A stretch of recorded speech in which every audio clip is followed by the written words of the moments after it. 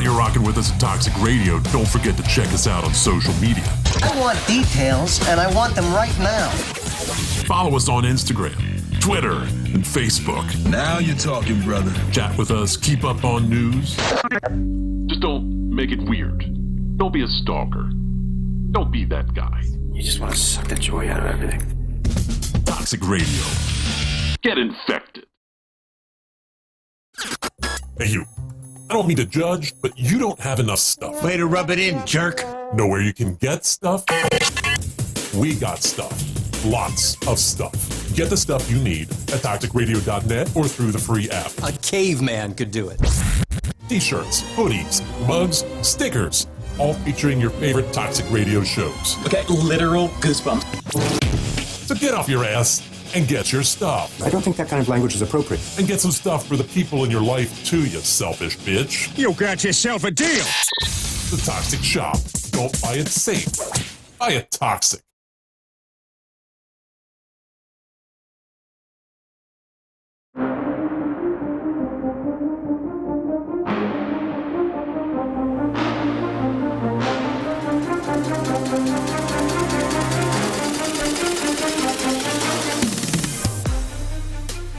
Welcome to Show 59, Wire to Wire Sports Podcast. I'm your host, Gene Walzak, and to my right, I got the man, the myth, the legend, the uncle, Scholastic Shally. What's up?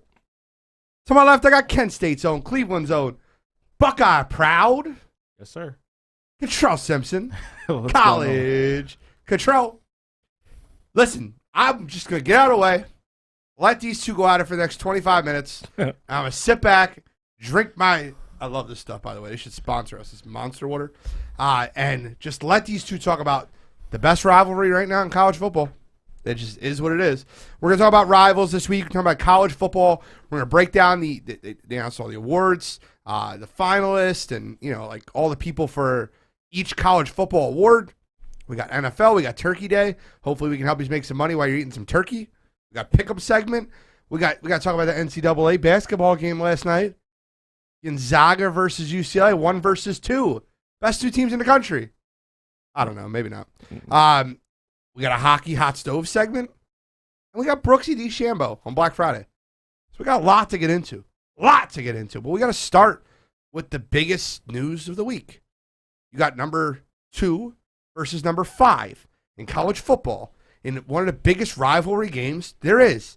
And in a rivalry game where it hasn't really been a rival recently. But Scholastic Shally's here, and he's feeling pretty hyped up about it, right? I feel more confident this year than I have in a while. He feels confident. He feels confident, Cottrell. That's cute. All right, start us off. Break it down. Michigan, Ohio State, Shally. I mean, I think you're going to see a close game. I don't think this Ohio State team is as good as they were last year, even with who they brought back. I think C.J. Stroud's had a great year. I think the 2 or 3 really good teams he's had are the games he struggles with a little bit. I don't think he's going to have the big game like he had last week against Michigan's defense. Our secondary will be fine. I think there's a lot of things we can do to keep the game close. I think if they limit Olave and Wilson with the big stuff, not give Ohio State that quick strike, really get that offense going. I think we're going to hang in the game. I really do. I've said it before. I said it earlier in the year. I wasn't really sure how good this team was, and they keep getting better every week. And there's a couple times this year that if those things would have happened in years past, Harbaugh's teams would have folded, and this team hasn't folded at all. I think our offense is going to be able to move the ball. I think we're going to be able to throw against Ohio State. Their secondary is not, what it usually is for a normal Ohio State defense. And you can run the ball against them. So, I mean, that's our strength. So, I think offensively we're going to be able to move the ball, and I think we're going to stay in the game. So, I think it's not going to be what it's been the last couple of years. So, my only question I have to ask is, I really want this out of you, Bill, but maybe after Cottrell talks, I'll get it out of you. I've been begging for it. I keep hearing it's going to be a good game. I keep hearing, well, it'll be a close game. I keep hearing we're going to keep it close. I don't want to hear that shit, man. It's a Wire to Wire Sports Podcast. Cottrell, who's going to win the game? Ohio State. No doubt about it. Tell me about it. I mean, say what you want. Michigan is definitely better than what we thought they were going to be coming into the season. I feel like most people would have thought that they would have been sitting at 8-3 going into this game, maybe even 7-4 with a chance to go 8-4. But they've been better than I would say most people have thought. I know me and Shai talked about it before the year. We didn't know what team to expect. And to Harbaugh's credit, he had them ready to play, and they've had a good season so far. But, I mean, Ohio State, it seems like every week they're just getting better and better. And C.J. Stroud, I do agree that he won't have the performance that he had against Michigan State. But, I mean, most people won't have the performance that he had against Michigan State. When you throw 6 touchdown passes in the first half of a game, like that's not something that just happens every week in college football. So I do agree on that aspect of it. I think CJ is going to be very successful. Travion Henderson is going to have a great day. Most of those guys last week, most of the starters, they only played a half of football. They're going to come into this game very fresh, and Ryan Day doesn't lose in conference. So Jim Harbaugh has no idea what he's doing in this game. Ohio State wins by at least 17 points. Damn. Talk your shit. Talk your shit. Listen, I look at this game and I see it being a very, very close football game. I don't think there's got a chance in the world. I'll take Michigan plus 17 all day. You want to give me Michigan plus 17.5? I'll take that all day. I can't see this game not being close. I see you at the extra half. Well, yeah. I mean, if it lands on 17. You don't want the push. But I can't. So Bill's echoing what I've been saying about C.J. Stroud. When he plays against a tough defense, he's all right. He's okay. We talked about last week. I got to give Bill credit. Bill said Michigan State's defense isn't that good, and that C.J. Stroud was going to run all over him. And that is no indication of what will happen when he versus Michigan's defense, when he faces a defense like Penn State. I really am interested to see which C.J. Stroud is there. Now, Bill, I'm going to come back to you after Cottrell talked this shit. And I want to ask you a question. Who's going to win the football game? Michigan's going to win the football game. They're going to win by a field goal. They're going to walk it off. Jake Moody's going to kick a field goal. They're sending Ohio State home. All this hype about Michigan State the last 10 days because they beat a really bad Michigan State defense. I'm not going to take anything away from the kid. K. McNamara's thrown for over 300 yards one time this year, and it was against Michigan State. Threw for 385 yards. Their secondary's bad. That game went exactly how we all thought it was going to go. I don't think that makes Ohio State any better in my eyes. I thought they were good before that. I think they're good after that. I don't think they're great because they beat up on Michigan State. You're talking about resting people and healthy. We're completely healthy. They sat Blake Corum last week, an extra week to make sure he's healthy for this week. They ran Donovan Edwards a lot. He had 100 yards out of the backfield receiving. You're going to get a big dose of him as well. They're putting new packages in for him. Cade's ready to go. Cade was kind of the one question mark I thought I had this year with how he was going to handle the pressure and so forth and so on. So he's risen the challenge every time. So, and that's not really easy to do internally with what's going on in that program with the fan base and, everybody else wanting to see J.J. McCarthy play. So I think, again, I don't, with that defensive line against Ohio State's offensive line, I think Aiden's going to have a good day. All they got to do is make CJ uncomfortable. That's it. If they get pressure on him, they can hit him, hurry him, make him throw the ball to his first read, second read. That's where he makes mistakes. If you're going to let CJ Stroud stand in that pocket for 5-6 seconds with those receivers running around, you're going to get smoked. That's just the way it is. They're too good. I don't think we're going to do that. I'm curious to see what the one thing that was easy to game plan against Michigan in the past with Don Brown was Ohio State knew they were going to go into that game and they were going to get man-to-man coverage all the time. Killed us with crossing routes, stuff like that, because we just couldn't get back to the quarterback in time. Mike McDonald's did a great job this year of mixing up the defense. 11th in the country overall, I believe, in efficiency. 2 in hits, 2 in hurries. They're like 4th or 5th in sacks. They're really trailing like Georgia in like almost all those categories, and that's really it. Defense is good. It's versatile now. We have a good secondary. We have linebackers. Like I said, we have 2 absolute studs on the ends. So I don't think C.J. Stroud's going to be able to sit back there for 4 or 5 seconds all day and throw the ball. And when he gets rushed, that's when he makes mistakes. So we'll see what happens. So I just got to laugh at PD in the chat room. So PD posts, I love you, PD. PD, you are literally like, thank you so much. He goes, Ohio State 45, Michigan 17.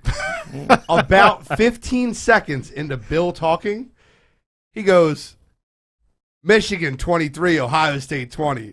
Bill has changed my mind. Look, Audia, how is Bill not wearing any Michigan gear? He's not a fan.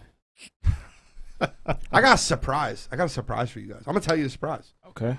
So I just ordered these. For Christmas, I bought you guys both Christmas presents. I bought you an Ohio State ugly sweater, and I bought you a Michigan ugly sweater. They're coming in. I just bought them today at Lansdale. Not kidding. But I am super excited for this game. If I had to, man, I really don't want to. See, it's tough because I really, all year I've been saying I don't think CJ Stroud is what he is. But Jim Harbaugh can't win those games. 28-24, Michigan. I think they win a football game. I think the lower the score in the game is, the more it favors us.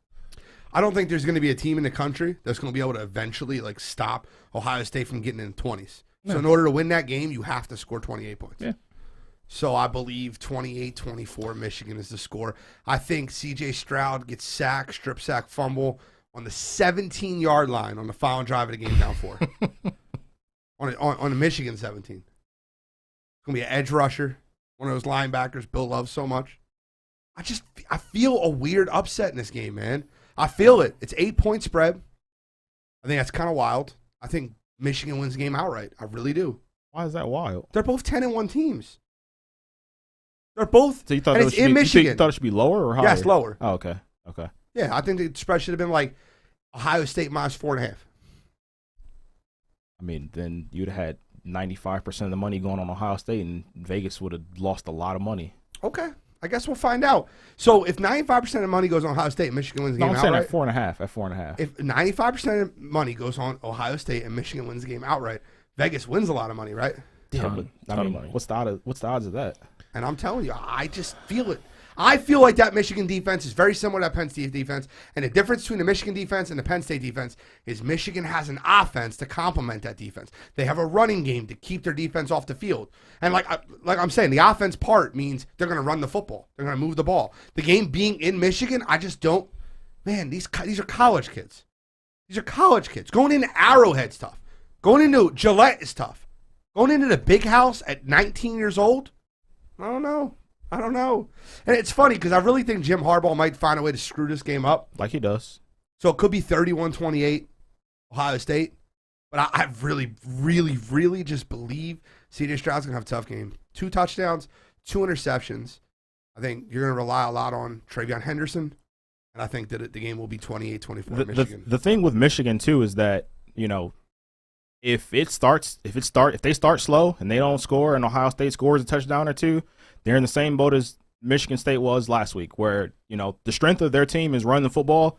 And if you're going to put the ball in Cade's hands to have him throw 40-plus times a game, I will take my chances every single day of the week. So I think that's very possible of happening. With Michigan being at home in this atmosphere, in this kind of game, they probably will start off a little bit stronger than what we've seen, Purdue and Michigan State start in the past couple of games against Ohio State. That Ohio State offense, I think, is just too much. I think they scored 35, maybe 42 points in that one, and I don't see Michigan's offense getting that high. So Desmond Stanley on the wire line said Michigan hasn't won since when? Listen, Desmond, I agree with you. I make fun of Michigan for that all the time. They haven't won since before Harbaugh got there. So you're probably right. I'm probably wrong. I have no problem saying I'm probably wrong here. I just feel it, man. I watch Michigan football.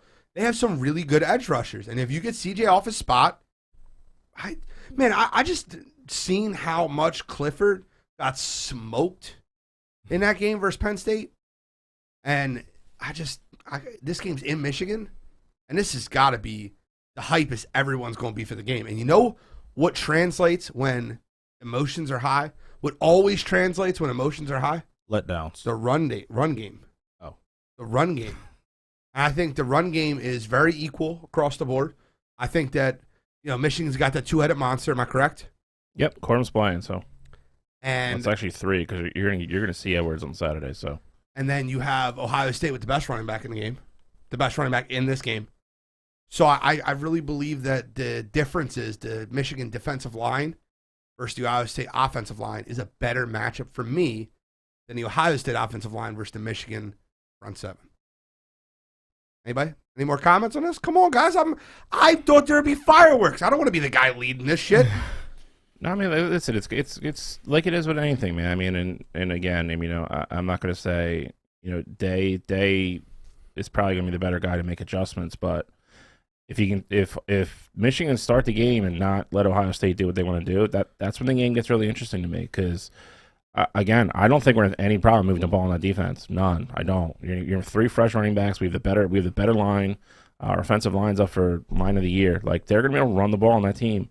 And your secondary is not what it is. It's just not. I mean, if Cade can run play action and throw the ball against his teams, and again, I think the real scary thing is if we get up 14-0 or something. Then when CJ's got to drop back and he's got to throw the ball 55 times and let Aiden O'Du just tee off and come after him every time, that's when it gets real interesting for you guys. That's when I think he gets smoked. I think Josh Ross is going to spy him all day. He's not really a running threat anyway. But I think they're going to keep him in the pocket. They're going to come after him. And our defensive line is definitely better than Ohio State's offensive line. So 2 quick things. One, I disagree with you. I think that if one team can't get down 14-0, I think that's Michigan. I think Michigan can't get down 14-0. I think Ohio State could get down 14-0 and still win the game. I think their offense is just more high-powered. I think that's clear. Second thing is Desmond Stanley. I want to call you out. Is that your buddy? It's my cousin. I could tell. Listen, isn't the rule with the Michigan, like the big X on the Michigan, on the M, isn't the rule that all M's in the sentence have the X? Isn't that the rule? I'm just reading up on it. Isn't that the rule? It is. Okay, so he obviously has the MSU still on there with no X. I'm just saying, my man. Listen, at the end of the day, like I said, I watched that Michigan State-Michigan game, and for 3.5 quarters, I did not come away from that game thinking Michigan State was a better football team in Michigan State. I think Michigan imploded, which I think can possibly happen in this game, but happening at home is a lot different than happening on the road. Did you watch that game and think that Michigan State was the better football team in that game? I'm not going to say I thought that they were the better football team, but, I mean, when you leave games like that, you leave close games like that in the hands of the refs and, calls that went this way when they should have went a certain way. I mean, you don't want games to come down to that, and you don't want refs to win or lose you a game. But I mean, Michigan State, they gave Michigan all they could handle, and yes, Michigan 100% imploded at the end. I mean, they were down 16 going into the fourth quarter. Like, it was a sizable margin for Michigan at first, but with us against Michigan State, we didn't put it in the hands of anybody. We just made sure we stepped on their throats and just kept it there until the game was over. I love the shit talk. My point is, did you walk away from that game thinking on a neutral field Michigan State was a better team than Michigan? No. Okay, I mean, I'm just making sure. That's the thing. 2 things I disagree with you, Desmond. I disagree. I think if you're going to put the X in the M, you're going to do that. You got to put the X over all the M's. You can't just put the X over one M. The other thing, too, though, is that I will say on a neutral field, I don't know. If they played 10 times, I'm not going to say I don't think Michigan State could win 5 of those matchups. No, they win 2. They win 2. 8-2. Bro, if they played 10 times on a neutral field, Michigan wins that 8 out of 10. See, I disagree. You're crazy. They took a touchdown off the board that should have counted. Literally, everybody agreed. The committee even agreed because they ranked Michigan higher than Michigan State when they came out because they just agreed they were a better football team. They gave them a catch to extend the drive on a 4th down that clearly hit the fucking ground. And then on top of that, you had 2 fluke fumbles. You had J.J. McCarthy cutting the ball, literally dropped the ball, and you had a fluke fumble on exchange. You could blame it on Harbaugh. You can do whatever you want. It's 2 fluke things. If all that stuff doesn't go Michigan State's way, they lose the game by 13 points, and this is a totally different conversation because they're ranked higher than you. So again, like if you want to look at it as an unbiased thing, you can look at it however you want. Those are all fluke things. They got screwed with the officiating. Big Ten actually came out and admitted it. They shouldn't have done it. They reprimanded the crew. All that. And you still needed all that, and Walker to have the day that he did to beat us by 4 points on your home field. We play them on a neutral field, we'll beat them 8 or 9 times. And you've seen what they really are the last 2 weeks. You want to see what they are when Penn State go beat them. Yeah. So, by the way, I'm not using it. I'm really close to using it. I might change my mind. On what? That Penn State extension might be you got to be kidding me. That's got to be that's fucking wild, bro. I don't want to talk about that right now, but it makes me angry. That puts me in a good mood. It should. Yo, like I swear to God, he signed the extension, and it was like Ohio State and Michigan liked this message. Like that was literally the Facebook post. I think everybody in the East did. They liked the message. I mean, that's kind of how I felt too, seeing that Mel Tucker extension last week, and then seeing That's not done yet. it's The crazier part about the whole thing is like they're gonna pay Mel Tucker more than they're paying James Franklin. that is wild. Mel Tucker's getting $2 million more a year than James Franklin's going to get, and he's done nothing. He's got a bad agent. I wanted the coach from Cincinnati. Please remind me his name. Luke Fickell. Luke Fickell was going to go to Penn State. He had 4 colleges that he would have left Cincinnati for. He made very clear. Ohio State wasn't opening, Michigan wasn't opening, and Penn State was one of the 4. And there was another one. I forget which one it was. I don't think he would have went to Michigan. I'm telling that. Well, you guys did him dirty. I think you would have went to Michigan. The report came out. Well, I think he went to Ohio State though. Yeah, and you guys, he had 1 year where like he was taking over. Like, he was the interim coach though. He knew that job wasn't like his. Right, but you guys just flat out like you weren't even like, oh, like we decided to go a different route. Like you guys fired him. He went 6-6. What do you expect? Yeah, dealing with turmoil, dealing with all the BS Bro, like the we don't care about that. We don't care about I know that. you guys clearly. We 'cause don't. You guys hire people like Urban Meyer. We don't settle for mediocrity. Oh, you hit women? Yeah, you can coach. Yeah, you win football games. You're right. I mean, let's not go down that route. Yeah, I mean, I know. I mean, don't let the facts get in the way of a good conversation. All right, so we all gave our predictions on Michigan, Ohio State. I'm going to repeatedly scream the F-bomb on the way home about Franklin. I can't believe that asshole got a 10-year extension. I'm sorry. Great recruiter. Make him your athletic director, not your head coach. Let's talk about another ranked versus ranked team. Oklahoma versus Oklahoma State. It's a very, very big game in the Big 12. Both teams need this to make the playoff, right? To make the Big 12 championship. Am I correct? Both teams need to win this. Oklahoma State's already clinched. They're already clinched, Yep. so they don't need it. No. They need to win to have any chance at the playoff. I'm just talking about the Big. Yeah. I don't think either one are making the playoff. It depends what happens. Oklahoma State's already clinched for sure. Oklahoma State's in. Okay, so what do you guys think of Oklahoma versus Oklahoma State? Cottrell, start us off. I mean, this Oklahoma State team is better than I thought they would be coming into the year. Of the teams in the Big 12, I definitely didn't think that they would be leading the charge at this late in the season. But I don't think that they're going to get it done against this Oklahoma team. We've been critical of Oklahoma. Well, me and Shally have been critical of Oklahoma all season. I just think that Oklahoma has too much manpower for that Oklahoma State team. People talk about that defense and it being as good as it is. I think against the Oklahoma team, we're going to really see that. I think that's going to be the game that they're tested as much as any other game this season. And I like Oklahoma to win that game. Actually, now I'm crazy. I agree with you. I want Oklahoma too. Caleb Williams, baby. I mean, he's played awful the last 2 weeks. Oklahoma's done nothing for me the last month to have any kind of confidence. I think Oklahoma State was a team that I think a lot of us thought we're going to keep getting by on their defense, Their offense is actually starting to look like an offense now and putting up points.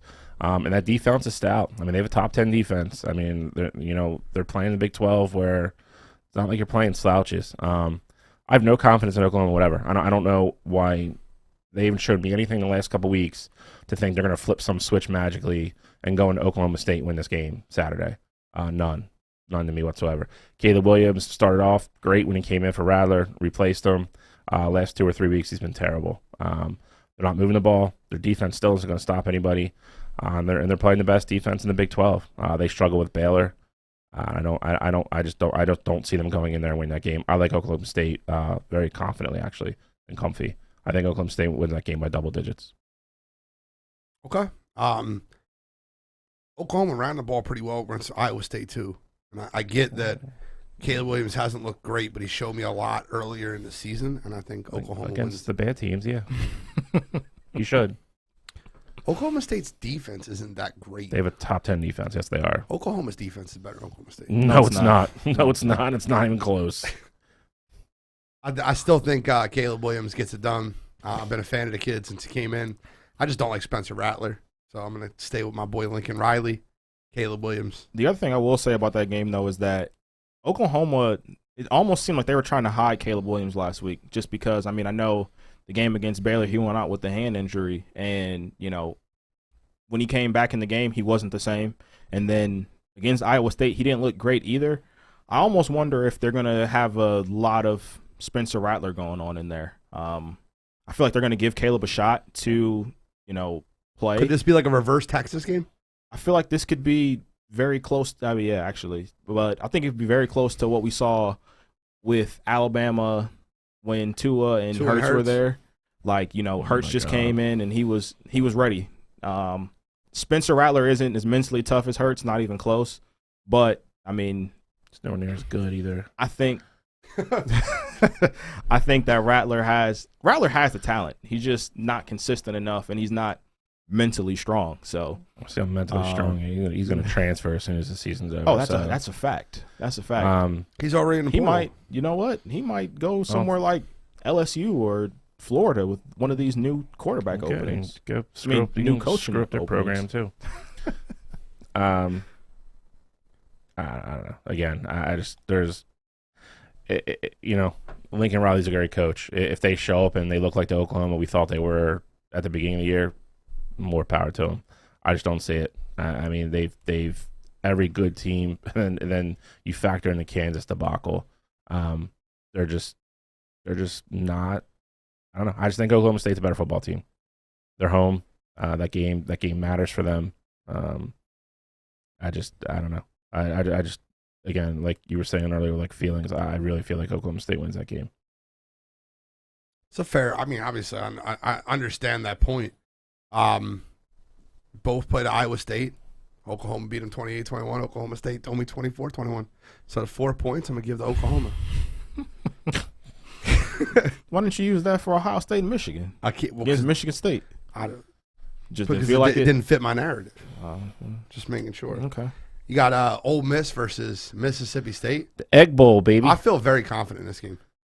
Very confident who's going to win this game. I feel like I know where you're going. Very confident who's going to win this game. I'm actually picking this game. So are you? Yep. I love this game. Good control. Matt Corral. What? Matt Corral. It's not even. They're not even Ole Miss Rebels anymore. They're the Matt Corral Rebels. Because they go as he goes, and I think against that Mississippi State team, he's going to be able to do whatever he wants to do. Mississippi State clearly isn't what we thought they were. There was a point in time where they were like, 16th, 17th in the country. Now they're not even ranked anymore.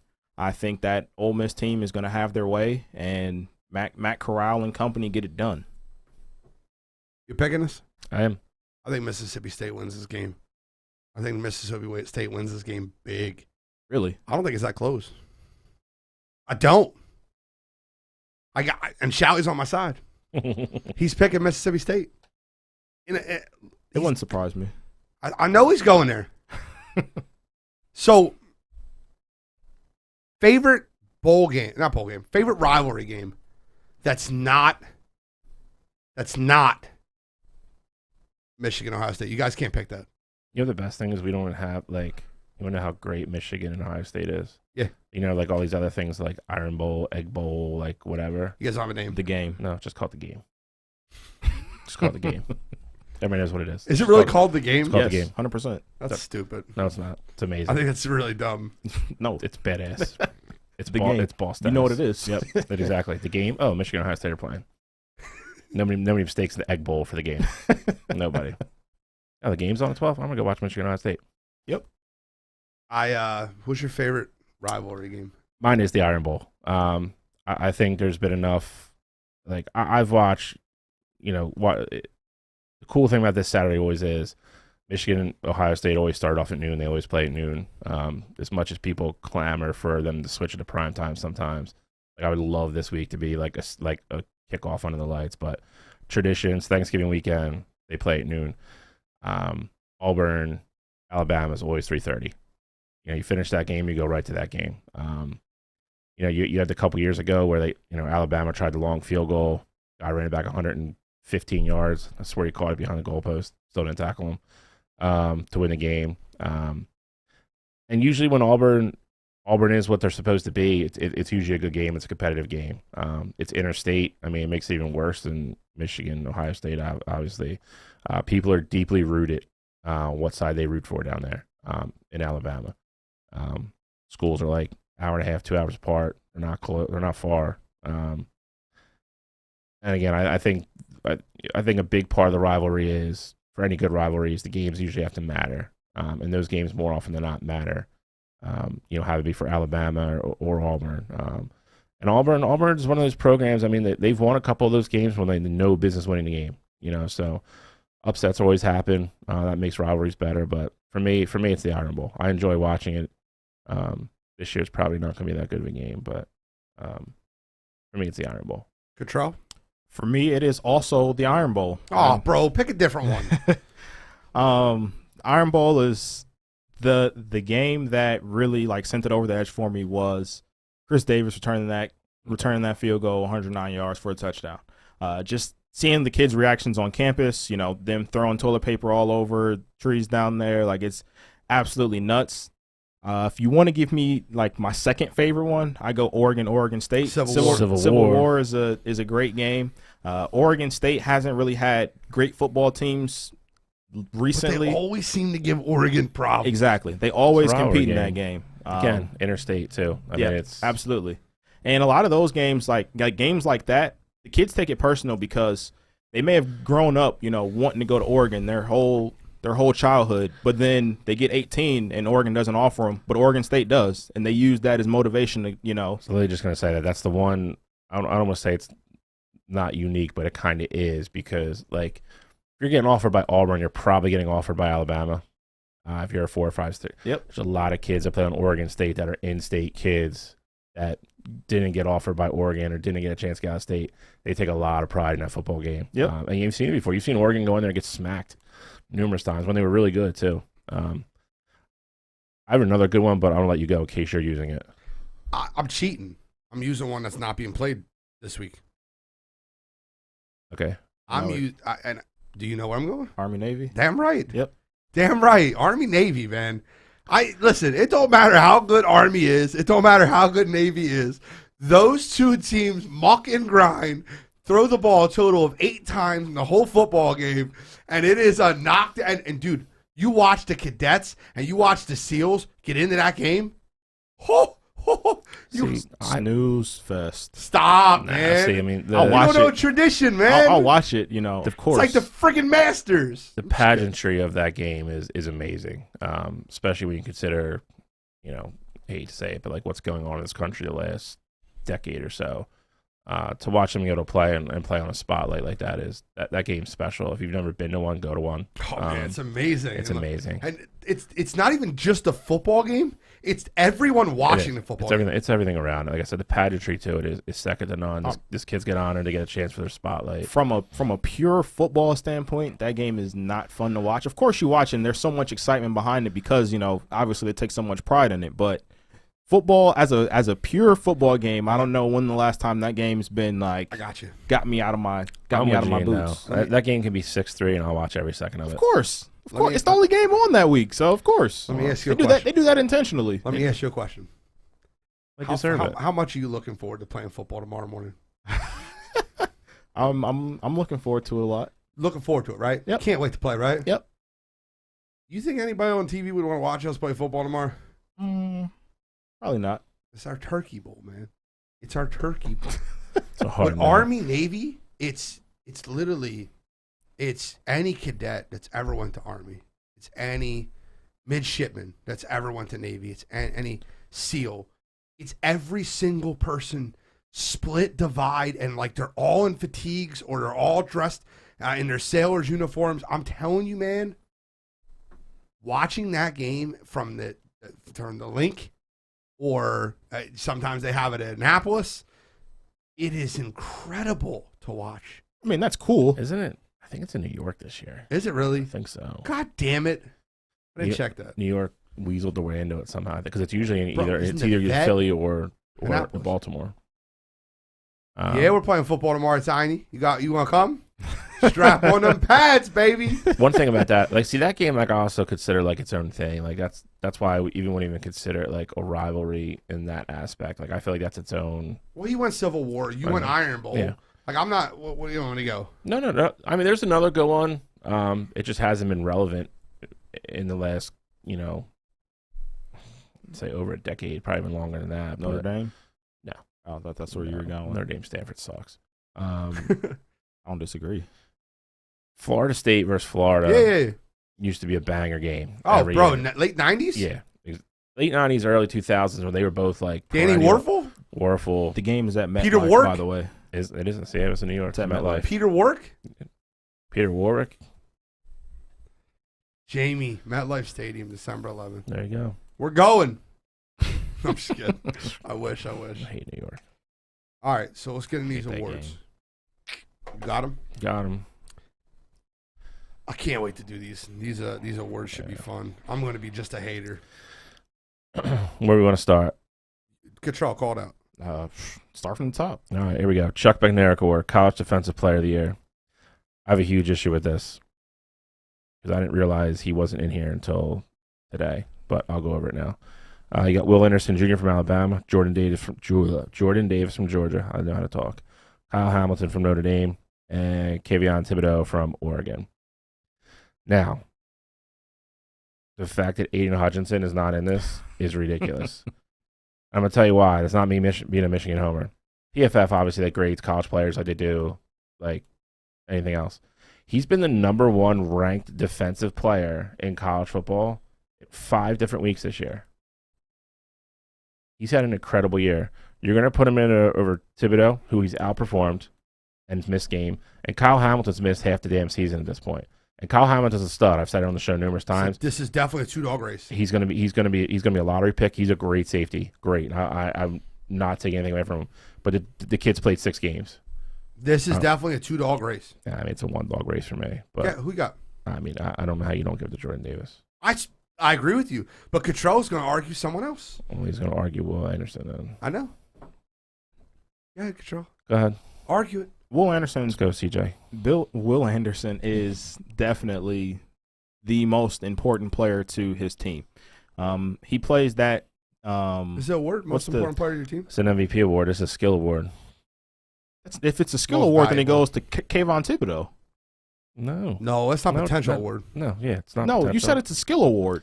You said Most valuable should go to Will Anderson. That's not an MVP award. Most valuable and who's performed the best are different What's the things. criteria here then? Who's performed the best? Jordan the Davis best? had a way better year than Will Anderson. I'm not saying Based on what? everything. Like what? So any next level stat, disruption rate, pressure rate, any next level stat. I get what you're saying. You're going to say tackles. Bro, That's what I'm wondering. What's the criteria here? But Will Anderson's second in the country in sacks right now. No, they don't So I run understand, the ball up the middle I understand versus defensive. Georgia. I understand defensive tackles. They do don't not get sacks run like the ball that. up the That's middle. cool. Georgia has versus 9 Georgia. guys. They have 9 guys that are going to the league next They year. don't run the ball up the I middle. understand that, but versus Georgia. Jordan Davis is at all. Jordan Davis is not the only person on that. Jordan on that Davis D-line. literally gets like Patrick Ramsey treatment as like a D tackle.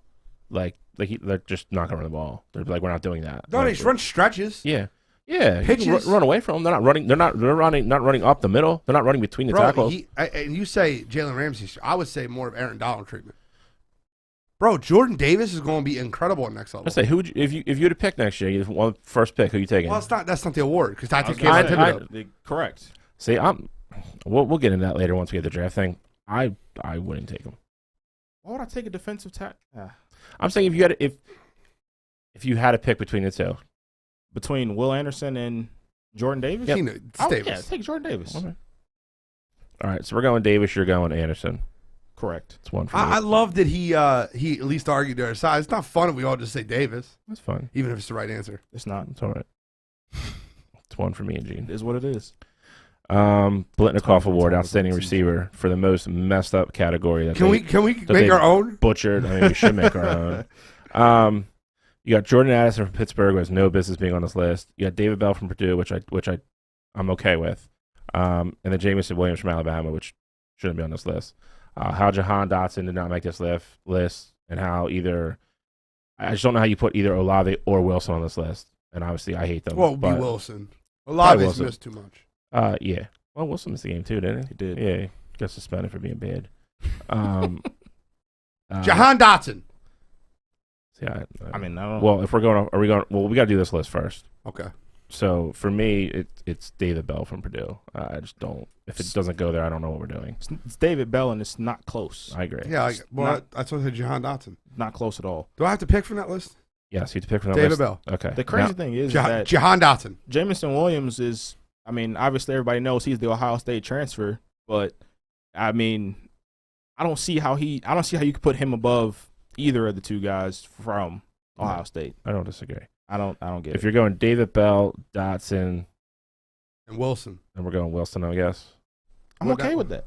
That should be the three, though, Yeah, right? David Bell, and I still think David Bell might have won had Dotson and Wilson, I'm or still going Olave or Dotson. whatever is there. Yo, I swear to God, if they had a bad throw catch rate, Jahan Dotson would be number one in the country. The thing is with David Bell, though, David Bell catches literally everything. If he's single covered, he's catching the ball. David Bell's really good. David Bell is nuts. I'm not disagreeing.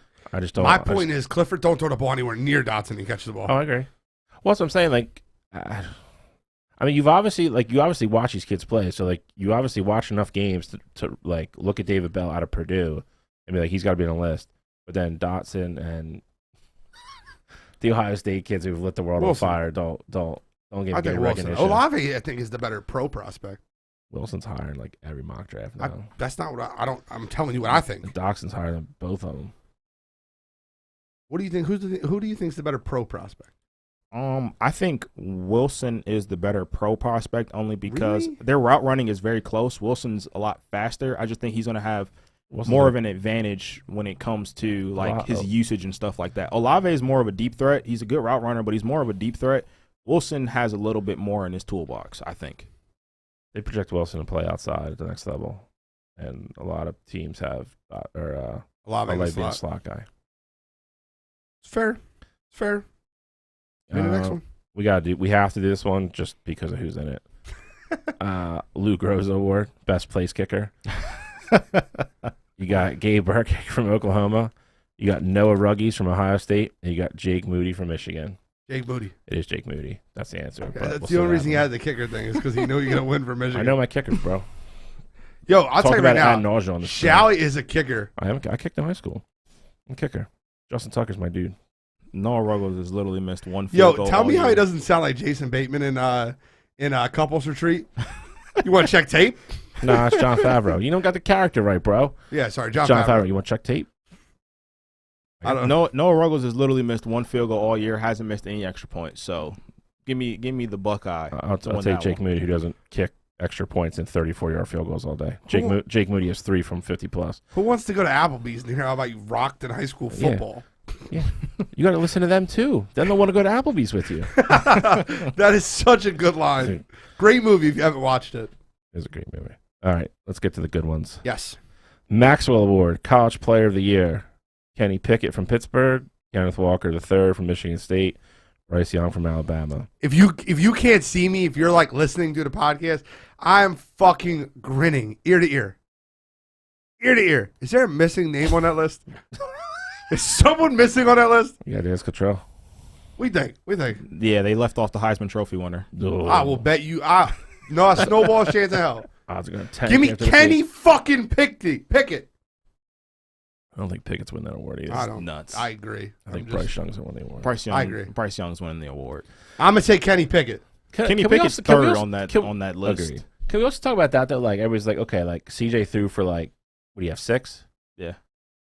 And Bryce Young threw for 500 yards and 5 touchdowns last week, and we're just like, now it's just like, oh, like okay, like it didn't happen. Well, I think it was more Who so. said it didn't happen? Yeah, I think it's more so because they played first, and that game was just so out of hand. And I feel like that was more of the. I mean, game day was at Ohio State for that game. That was the game that was more One was clearly more impressive than the other.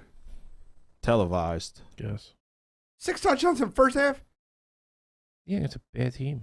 They were the number 7 team in the country. They beat you. They're bad. What are you? They cheated. You'll find out Saturday. They're number 7 team in the country. He threw 6 touchdowns in the first half. Look, I hate a lot. I hate C.J. Stroud, and I'll at least admit that C.J. Stroud's performance. He was playing like a man possessed that game. If you watch the game, he was nuts whole game. See what happens when he faces that Michigan defense on the road. Hope Aiden knocks him into the dirt. So do I. See how tough he is. CJ Stroud stinks. Not a next level quarterback. You heard it here first. Uh-oh. Next one. Slow early. Who's your pick, by the way? Bryce Young. Bryce Young. Bryce Young. Bryce Young. Yeah. Kenny Pickett. Davey O'Brien, National Quarterback Award, nation's best quarterback. Kenny Pickett again. Kenny Pickett. CJ Stroud from Ohio State. Bryce Young from Alabama. Yeah, Kenny Pickett. CJ Stroud. You don't really think he's going to win the award, though, right? I do. I'm just checking. I'm going Bryce. So he's not on there. So Bryce and Kenny are on there for Player of the Year. That's cool. Right. And then when they have Kenny's not going to quarterback get of an the year- invite to the Heisman race, so I Let's don't bet know on what. that. It's double or nothing on the cheesesteak. It's I like still owe you from a year ago. I'll decline. That thing's stale. We didn't buy it yet. I know. Be curious if they do 3 or 4 this year, so it'll be interesting. I think that's If anybody deserves that third invite, it should be Kenneth Walker on the season that he's had. I mean, we know he's not going to win it, I but agree with you. they'll do 4. That's why I'm saying if they do 4, then that's bad news for you because it's going to be Pickett. Because if not, I think the other 3 are clear. I think Walker, Stroud, and Bryce Young are going. I mean, you could say that, but they just announced Player of the Year and somebody's not there. Yeah, but Heisman's separate from this. I understand it's that. It's voted on by different people too. Okay. I'm not saying he shouldn't be Those- there. those I'm people- saying CJ should with be your there. I'm bet, just ball busting with right your now. bet. That's By all. the way, you know what's funny? I'll tell you right now. I didn't remember how much I hated Ohio State because Justin Fields clouded my judgment for 2 years. Yeah. I didn't remember how much I hate. Guys, if you remember the first 2 months of the show, you would thought I was a fucking Ohio State fan. I love Justin Fields. Big fan. CJ Stroud, not so much. It's Not much at all. It's not going to be the starter next year. That's why I better go out and draft. can't. He's Oh, a no. freshman. So he's going. Redshirt Yeah, he's not going to freshman. get Portal. Heisman Trophy winner to transfer portal. Has a Heisman Trophy winner ever transferred? That'd be insane, right? He's not going to start. But that's my point. I don't see how you don't start him. we're If they go to the playoffs, you have to start him next year, no matter how bad he does, that's how not good true he at all. does. That's not true at all. That other kid come in and will transfer in a heartbeat. But the other thing, though, is He that reclassified not only because of high school, he reclassified so he could sign his money deal, and he's actually enrolled in school so he can play next year. He is, but the thing is, though, he knew he wasn't going to play this year, and I mean, essentially, next year is going to be his true freshman. Like I know, like this is considered his red shirt year. Next year is going to be his legit freshman year of football. He's going to be 18 years old then. If he can't wait one more year for CJ to go, and I'm a big Quinn guy. Like if Quinn comes in and he beats him out of camp, I think it should be open competition in camp no matter where CJ finishes up this year.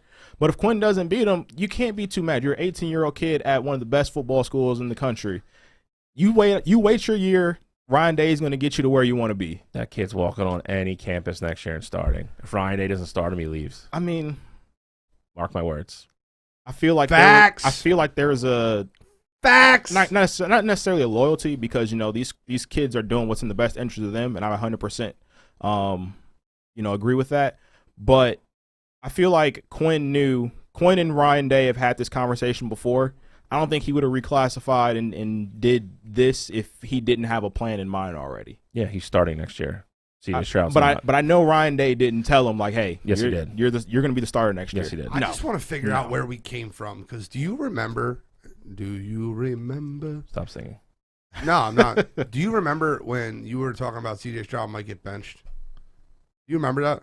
Like 4 games into the season when he was hurt, and they were like, did we not have that freaking conversation? I will pull it up. He didn't play the game against Akron. I didn't say he was going to get benched for like the Well, season. he didn't play that game because he got hurt though. No, They What are you like talking it was about? like a rest. It was like a rest kind of. he might lose his job. Yeah, I have the text message. Yeah, if that Akron game is any indication of it, with him not playing, I said it was possible. Yeah, when you have a guy CJ who wasn't like he didn't have anything broken or anything that was dire wrong with him, he could have played. If that was the game against like Michigan State, he would have played that game. I just said that game would have been very open had that game gone differently. I mean, listen, we've talked about it. You guys are in the same boat we're going to be in next year. Like, no. Agreed. And Not the same boat. yes, it is. CJ and Cade are not the same. Saying short. It's the same Cade, situation. yes. Talent wise, it's not the same, but it's the same. That's situation. my point. Like Like Cade, you can bench Cade. CJ wins the Heisman Trophy. But if you or is the Heisman Trophy runner-up? But you got to think though, like in perspective, like if Cade goes in, it's not going to happen. But if Cade goes in there and he beats Ohio State and he's the first quarterback to do it in 8 years, you bring that guy's going to be back on the team next year. You can't just bench him, because then if you bench him and then JJ goes through the season and then he loses that game, then the whole fan base is like, what the hell? If Cade wins Saturday and gets them in the college football playoff, he's still not going to be a starting quarterback next year. JJ McCarthy is starting week 1 next year. I agree with you. That's a problem, though. That's really hard to look at your team and be like, this kid who led us through war last year beat us Ohio State. Winning isn't as important as talent. Like, that's basically what you're telling those guys. I mean, if you want to get those commits, let's get in and pick them. Oh, we done? Is there another one? There's 3 more. Well, yeah. Well, Doak Walker we have to do. Okay. Nation's best running back. Yeah, it's Walker. Tyler Beatty, Missouri. Brees Hall, Iowa State. Kenneth Walker, Michigan State. It's a shame that Bijan Robinson's season ended as early as it did. He's young, though. True. He's back next year. I mean, like the ones that you're about to do, they're pretty decided, no? I mean, the only 2 that are left, well, we can't do the coaches and all that crap because they didn't announce that yet. Okay. And then the other 2 are best interior lineman and best defensive back. Best interior lineman's obvious. Yeah. It's Jordan Davis. Correct. But what's the other one? Best defensive back. I find it weird that Hamilton's not nominated for this. You got Kobe Bryant from Cincinnati. Kobe. Verone McKinley III from Oregon, and Jalen Petre from Baylor. I have no idea who's winning that. You got an opinion on it? I would take Bryant from Cincinnati, but I'm upset, Bill. I'm upset. You didn't show the punters any love. The Ray Guy Award. We can do the Ray Guy Award. Matt Araiza. It's his, and it's by far. That's actually the most landslided vote out of all these awards. That trophy should be on his mantle right now. Should rename it him after him. Jordan Staff, Penn State's actually really good too. But all right, let's get into pick 'em. Perk'em. Who's going first this week, Tro? You. Cool. Ooh. I got Mississippi State -2.5 in the Egg Bowl. I got Arkansas -15 over Mizzou. Mizzou stinks. Arkansas is a lot better. Arkansas. And my super dog, give me Auburn in the Iron Bowl +20. Ah, you jerk. I'm sorry. At the end of the day, those games are always close. I don't care what the situation is. They're always close. This year it's in Auburn. Every game Bama's played at Auburn the last 5 or 6 times have been insanely close. Give me Auburn +20. Shally. I am also taking Mississippi State -1.5 versus Ole Miss in the Egg Bowl. I think we all, everyone on the show is a Matt Corral fan, but it's literally, Cottrell kind of summed it up earlier. It's the Ole Miss Matt Cottrell's right now. All his weapons are hurt. Half his line's banged up. The defense wasn't good when they were healthy. I think Mississippi State scores enough points in that game. I think they win by at least 7. I'm taking Penn State on the road -1.5 versus Michigan State. The wheels have fallen off Michigan State. We saw it. They really should have 3 losses. They're now going to have what? You just texted me earlier in the week about Penn State they'll find out Michigan State's a better team than them this week. We're talking about Michigan State versus Michigan. You told me this week you like Michigan State to beat Penn State. Changed his mind. Changed his mind. I think I severely mistyped that. Okay, all right. I'm taking Penn State -1.5 against Michigan State. Again, their defense is going to slow Michigan State down. Walker's not going to have a big game. Clifford will make enough plays. Doxson will probably go over 200. It'll probably be a crazy game for him. I like them on the road. Mel Tucker's going to finish with 3 losses, and then Michigan State's going to severely overpay him. That's going to suck for them. So, again, that's another comment and status that Ohio State and Michigan will gladly like. My super dog, I'm taking Auburn as well. That was my pick. I think it'll probably be like a backdoor cover, but we'll see. I think it's a more competitive game than people think it's going to be. 100%, I agree with you. I don't think it'll be backdoor cover either. I think it's going to be a competitive football game. Yeah. Bama by 10. Pick up 10 wins on the super dog. I'll take it. So my picks for the week are staying in the state of Ohio. All 3. The first 2. Okay. Super dog's not. But it almost did. Anywho, I am taking the Kent State Golden Flashes at home to cover 0.5 point against Miami of Ohio. I just think that's a team that's already bowl eligible. They've played very well in conference. Dustin Crum's there. I think that team, they play better at home. They're a team that truly plays better at home. They don't travel well at all, even in the MAC that's not, as good as it normally is this year. I think that the Miami of Ohio team isn't really that good. I think Kent State's going to move the ball up and down the field on them pretty easy. I think they win that game by a touchdown. I like Ohio State -7.5 at Michigan. I will take that all day long. I think they win that game by 17. I said it earlier. CJ Stroud's going to put up 350 yards, and he's going to submit his Heisman stake in that game. Aiden Hutchinson might have half a sack. That's about it. He's not hitting home. That Ohio State line needs more credit than what they've been given. And my super dog for the week is also Auburn +20.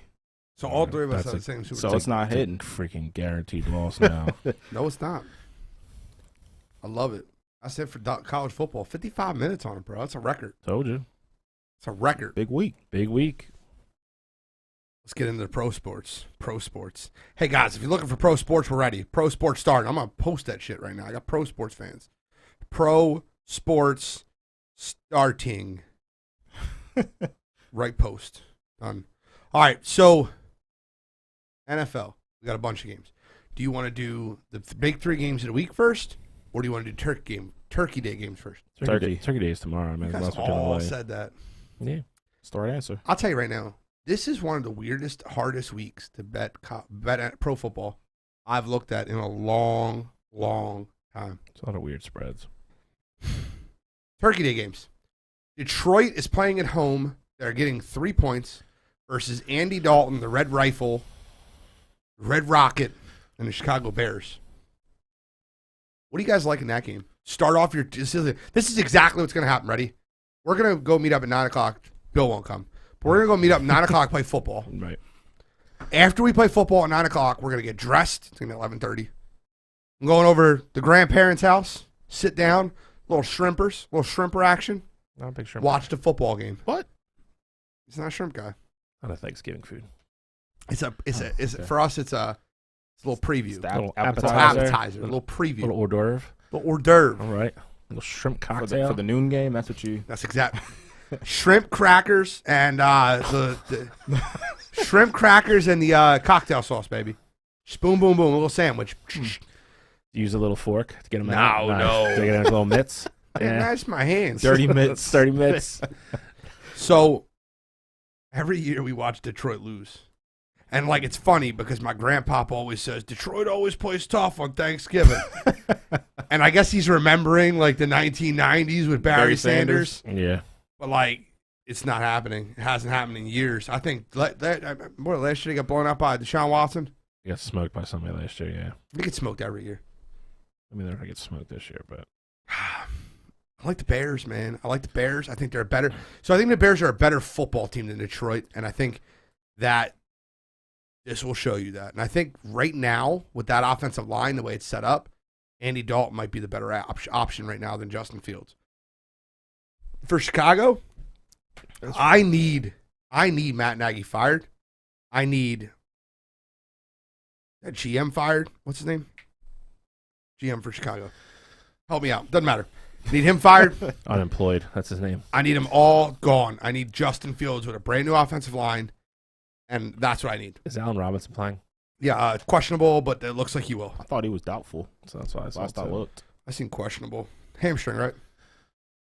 Darnell Mooney's playing. That's all that matters. Darnell Mooney. Darnell Mooney, Start baby. him in fantasy. I'll be drinking pre-gaming during this game. Damn right. I got my Guinness, my shrimpers. I can't. I'll probably hang out with my nephew instead of watching this game because it's going to be awful. I don't know. I mean, is Goff playing? Do we know? He's supposed to be, yes. Goff's playing. You know what?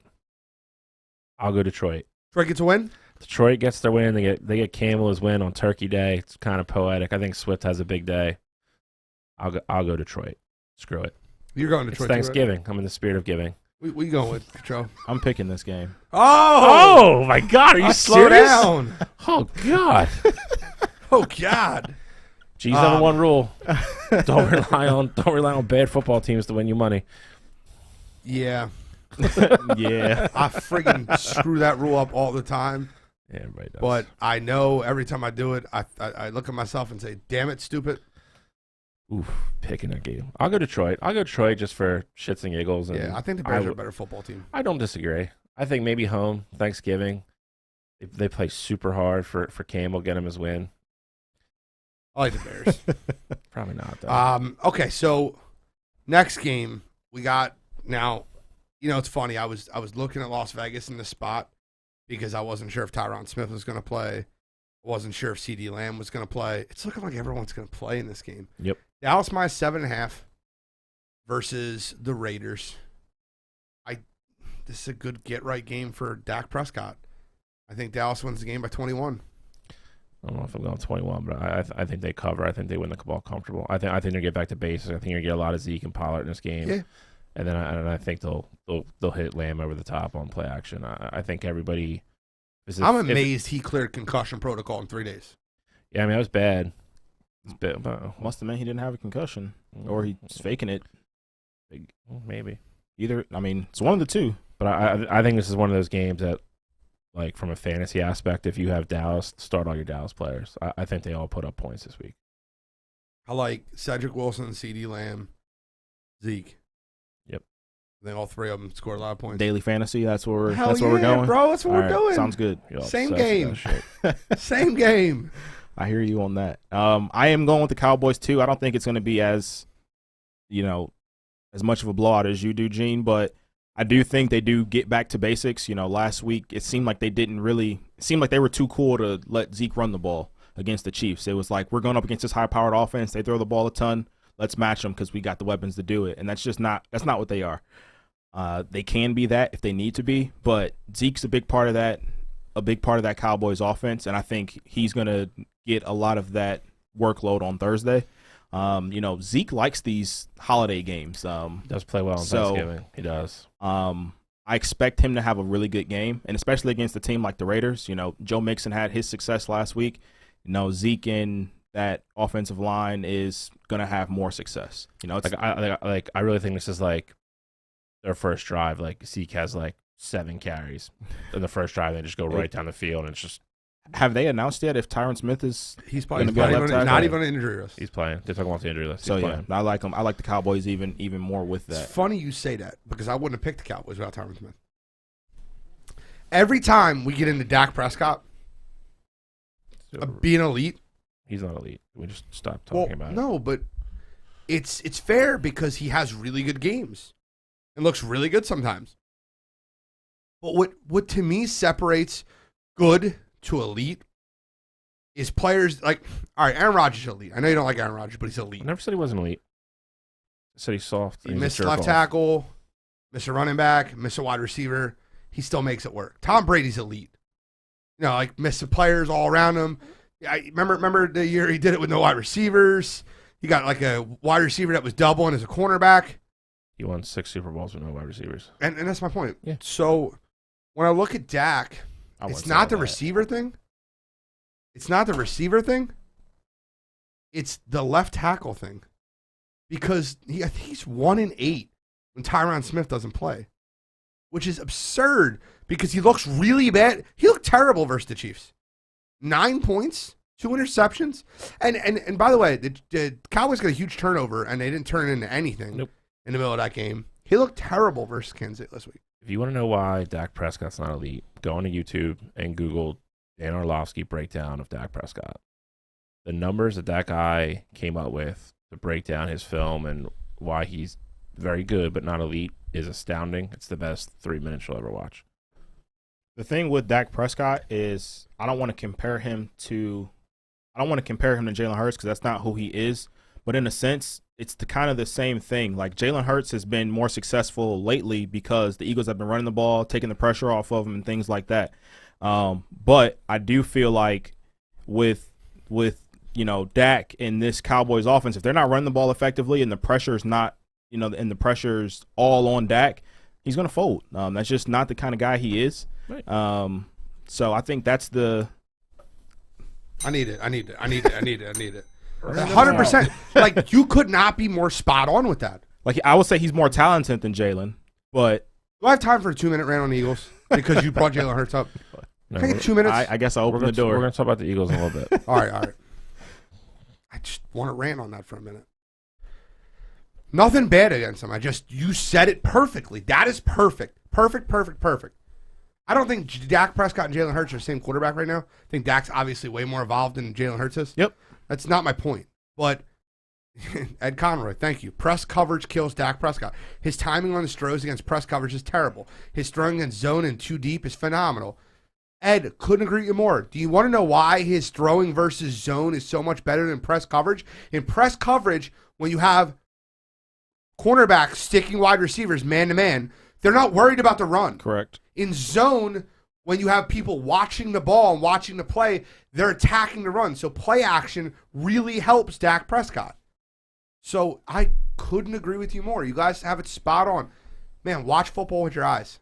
Understand what you're seeing. When you see a game like last week with Dak Prescott, and then when the Eagles play him with cover 4. That's the difference. Yep. So, perfect. Anything else there? No, I think they win the game by double digits. I'm not going to go 21, but I think they win by like 10 or like 13, something like that. I should start Cedric Wilson in my fantasy lineup as well. Yes. If you have a Dallas Cowboy, put him in your lineup. That's okay. He's already in my lineup, but I just wanted to make sure I'm leaving him there. Okay, last Turkey Day game. And this one is so weird. I don't know how to pick this game. Buffalo Bills, better football team, playing against the no Jameis, the no Alvin Kamara, the no Michael Thomas, New Orleans Saints. Is Kamara definitely out? He's out. Yes, he's out. And I think the Buffalo Bills will win the football game. The thing that scares me about this is New Orleans plays unbelievable, remarkable defense at home. I don't know if they're like stealing plays, if they're Belichicking people. I don't know what it is, why they're so much better at home playing defense than on the road. They remind me of the 2017 Eagles. Defense at home. Do you guys remember the 2017 Eagles? You should. Super Bowl winning Eagles. The Eagles defense that year was allowing 13.6 points at home and 28.7 points on the road. Listen, I mean, it's everybody plays better at home, and then on top of everything else, New Orleans is a tough place to go play. It's extremely loud. It's traditionally been not a place where a lot of good teams have gone and been successful. I think what makes this game interesting is Buffalo coming off the ass beating they got last week from Indy. Yeah, but New Orleans coming off the same ass beating. I get that, but the perception, and you already said it, Buffalo Bills are a good football team. Without Jameis, I think we're riding the boat of Simeon and Taysom Hill for the rest of the year. Like, I don't know what your expectations really were at that point. And you know what makes me sick about this Saints team is they won't start Taysom Hill because of a clause in the contract. They just re-signed him. But did you hear the clause in the contract? The new one? Yes. No. If he plays just what he's been playing, he makes like $48 million. Money. Oh, okay. If he plays quarterback, he makes $96 million. Okay. That's wild, dude. I don't know how much of that. I don't know what his snap count would have to be like for this season. I know that's what it was like moving forward as the the future with the Saints. The thing though is that I think Sean Payton is, we've talked about it kind of a little bit before the season started. I think Sean Payton's a really good coach, and I think that for whatever reason, if he thought that Taysom Hill gave them the best opportunity to win, I think he'd be starting him at quarterback right now.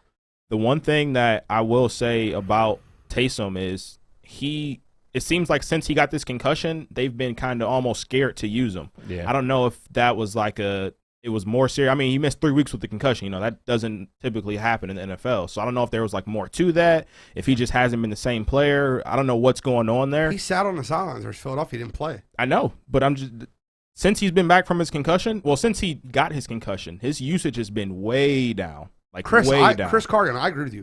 Indy pressured Allen all game, which made him force some throws. If New Orleans sticks to the script, it'll be a close game. I agree with you, man. That New Orleans defense is suffocating. It's at home, man. They're so good. That's because they feed off of that energy in New Orleans. Like, all those guys, like, they play with a chip on their shoulder, and they play together. Like, that's a defense that truly feeds off of each other. If one person's having a good game, it feels like they're all having a good game. Dennis Allen is as quiet as it's kept.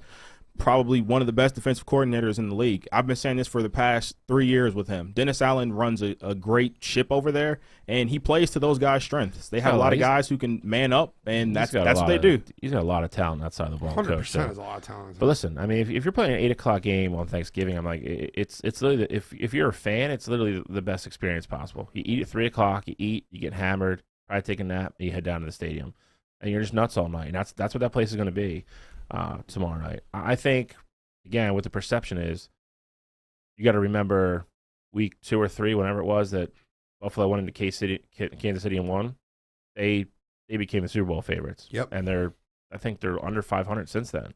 So it's, I truly believe Buffalo's the better team.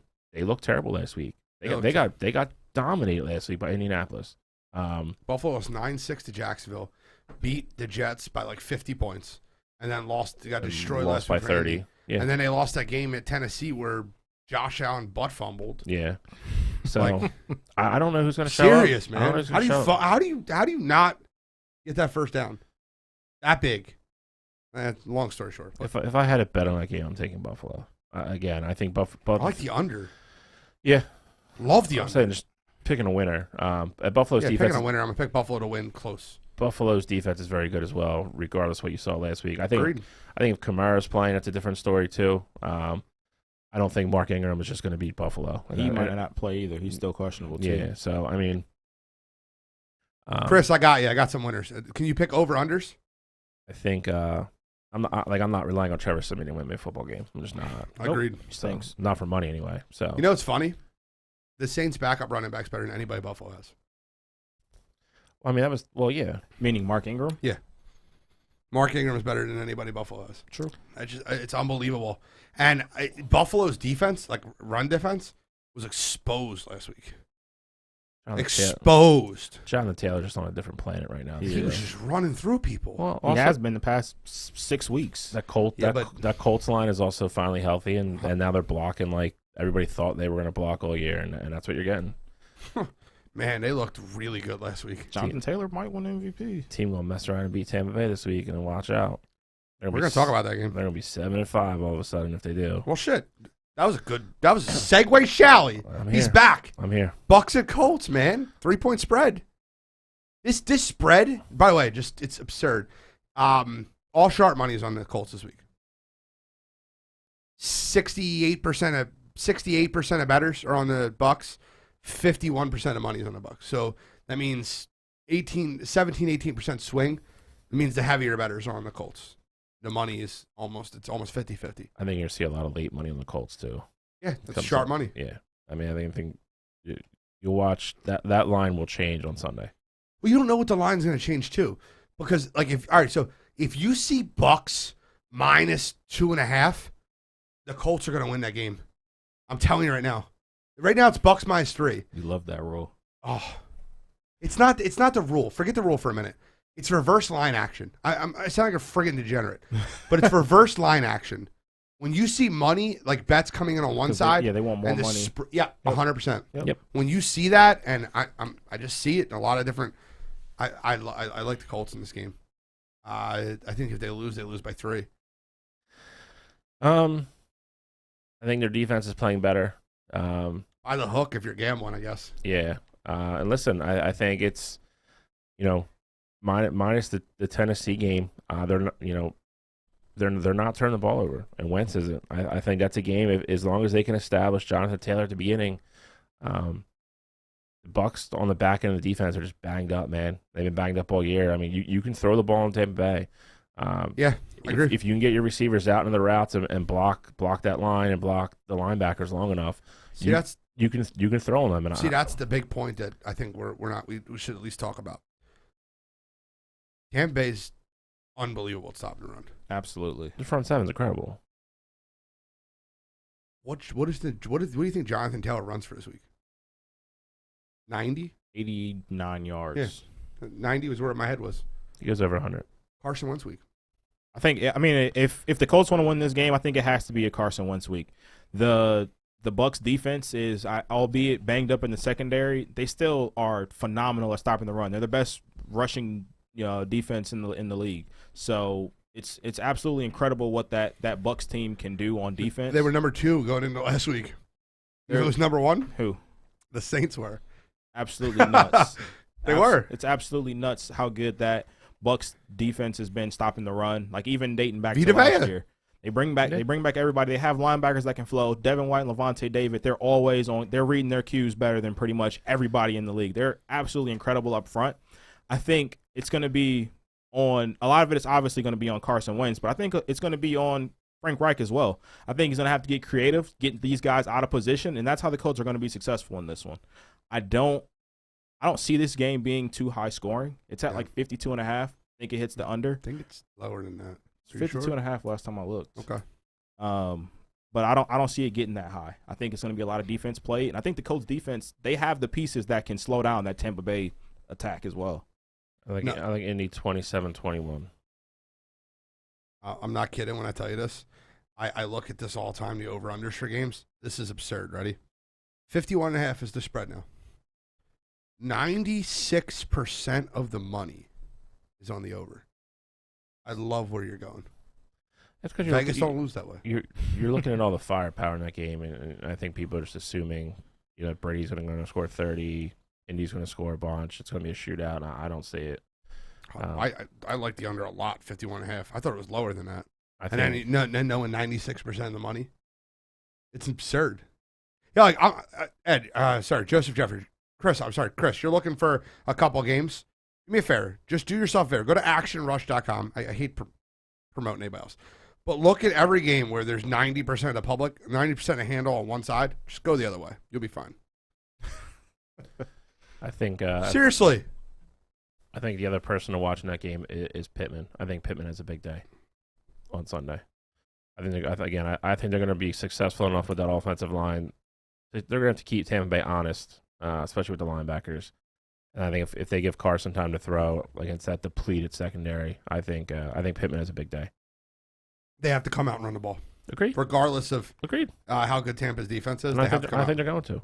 Listen, I mean, the two examples you just gave, I mean, you can say what you want, but New Orleans got a great rush defense, so does Tampa Bay. When you have elite offensive lines, you can get away with that. And when Philadelphia's offensive line is healthy, which they are right now, they're elite. And Indianapolis is as well. I think they're going to be able to run the ball. How about my boy Landon Dickerson? Listen, remember how happy I was when they picked him? Yeah, I mean he's going to be your starting center next year. I was super happy about that. He's been great with people being injured. So, he's a kid that you can't not like or you're going to root against. I mean he's a very likable kid. The fourth best run blocking guard in football. I feel like people, not necessarily people. I feel like people outside of the city, and even some people in the city, they weren't expecting him to have this big of a role in this. We weren't expecting him to play this year. Exactly. That's why. So. ACL in December. Yeah. But I mean, he was trying. I mean, you got to think though. This kid is nuts. He was trying to play in the national championship game. I mean, we knew he wasn't going to play. Like Nick Saban wasn't going to, risk his future like that. But had Nick said, hey, it's all on you. He'd been out there playing. He played. So I had no doubt in my mind that he was going to be ready to be active this season. I just wasn't expecting him to have starting role on this. Look at if everybody's healthy, he's not playing. When's Brooks back? Should be soon. That's what I'm saying, bro. You had Brooks that line. You got Mailata, Dickerson, Kelsey, Brooks, Johnson. I'm not going to lie. That is stupid. This really makes Jason Kelsey's decision a lot easier. I'll say that. I'm sure he wants to keep playing, but if he's bro, did you see the pull block he had last week? Yeah, where he chipped the one guy and then racked the other. Bro, that was one of the most athletic plays I've ever seen from a center ever, and it doesn't get talked about enough. Jason Kelsey is absolutely nuts. But I'm saying I think you guys are in a position where you don't have to beg him to stay as if you would in years past. It's like hey, if this is what's best for you, of course, we want you to do it. We'll be fine on our end. In years past, it's probably like, you sure you don't want to stay one more year for us? He loves the organization. 100%. It's definitely one guy that 100%. we've taken care of the right way, yeah. which we don't always do. It's not going to be. Joe Banner deserves a left hook right to the eye for what he did to Brian Dawkins. I'm telling you right now, bro. Joe Banner deserves to be spit on for what he did to Brian Dawkins. I don't think it's going to be football related. He was really banged up at the end of last year, and he decided to come back for one more year. I think it's more that than anything. He's got kids now. I mean, And again, dude, I mean, you're a lineman. Those guys get beat up every 100%. single week. I mean, it's more of like a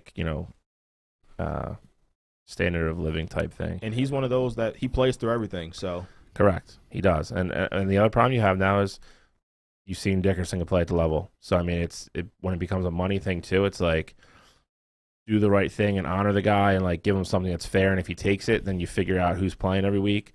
You just can't lowball him. I hate agreeing with you two so much. But they're Don't not. argue. This is just perfect. They're not going to go overboard because if he says no, then they know his Dickerson, backup is at a good price. And Dickerson's your starting center next Yep. year. I love it. Love it. Next game, Titan Packs. Oh, sorry. You didn't give your winner. Bucks Colts. What's your score prediction? I like the Bucks 24-20. Of course you do. So you got them covering too. Yeah, it's 24-20. 3.5. I'm gonna take the Colts, Colts. just like I did last week. 27-21. I'll go 24-17. Colts. Then when Tennessee loses to Green Bay this week, It's not gonna matter. It doesn't matter because they swept them. that's fine. But you're within a game at that point with 6 to go. 4 losses, 6 losses, still 2. Oh, you mean to lose next 2? Yeah, Next 2, they lost last week. If they lose this week, and then lose next week. well, the Colts will be 7 They and have 3 5. losses. Oh, the Colts have 5. Yeah, So yeah, be with 2 in 2 games because they have to. Yeah. They have to leapfrog them. That's why I said 2. Yeah.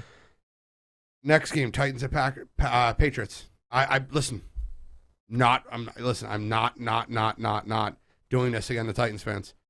Why? Mike Rabel is because I was wrong so much on To them. hell with them. They lost last week to the Titans, to the Texans.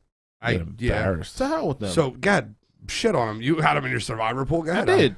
I mean, you're 10 point Not- favorites and you lose. No, I know. Ryan I know where it's coming from. Ryan Tannehill gets 4 picks. No, they're pretenders. Nope, not giving them any credit at all. Give me the Patriots in this one. Patriots are going to have Ryan Tannehill throwing 4 more interceptions this week.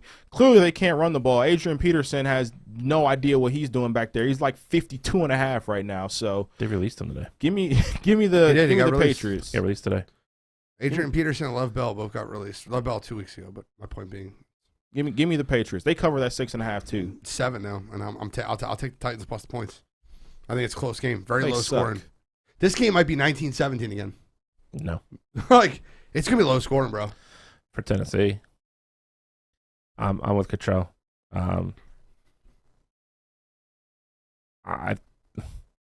You could argue that they're the hottest team in football right now. Oh, they are 100%.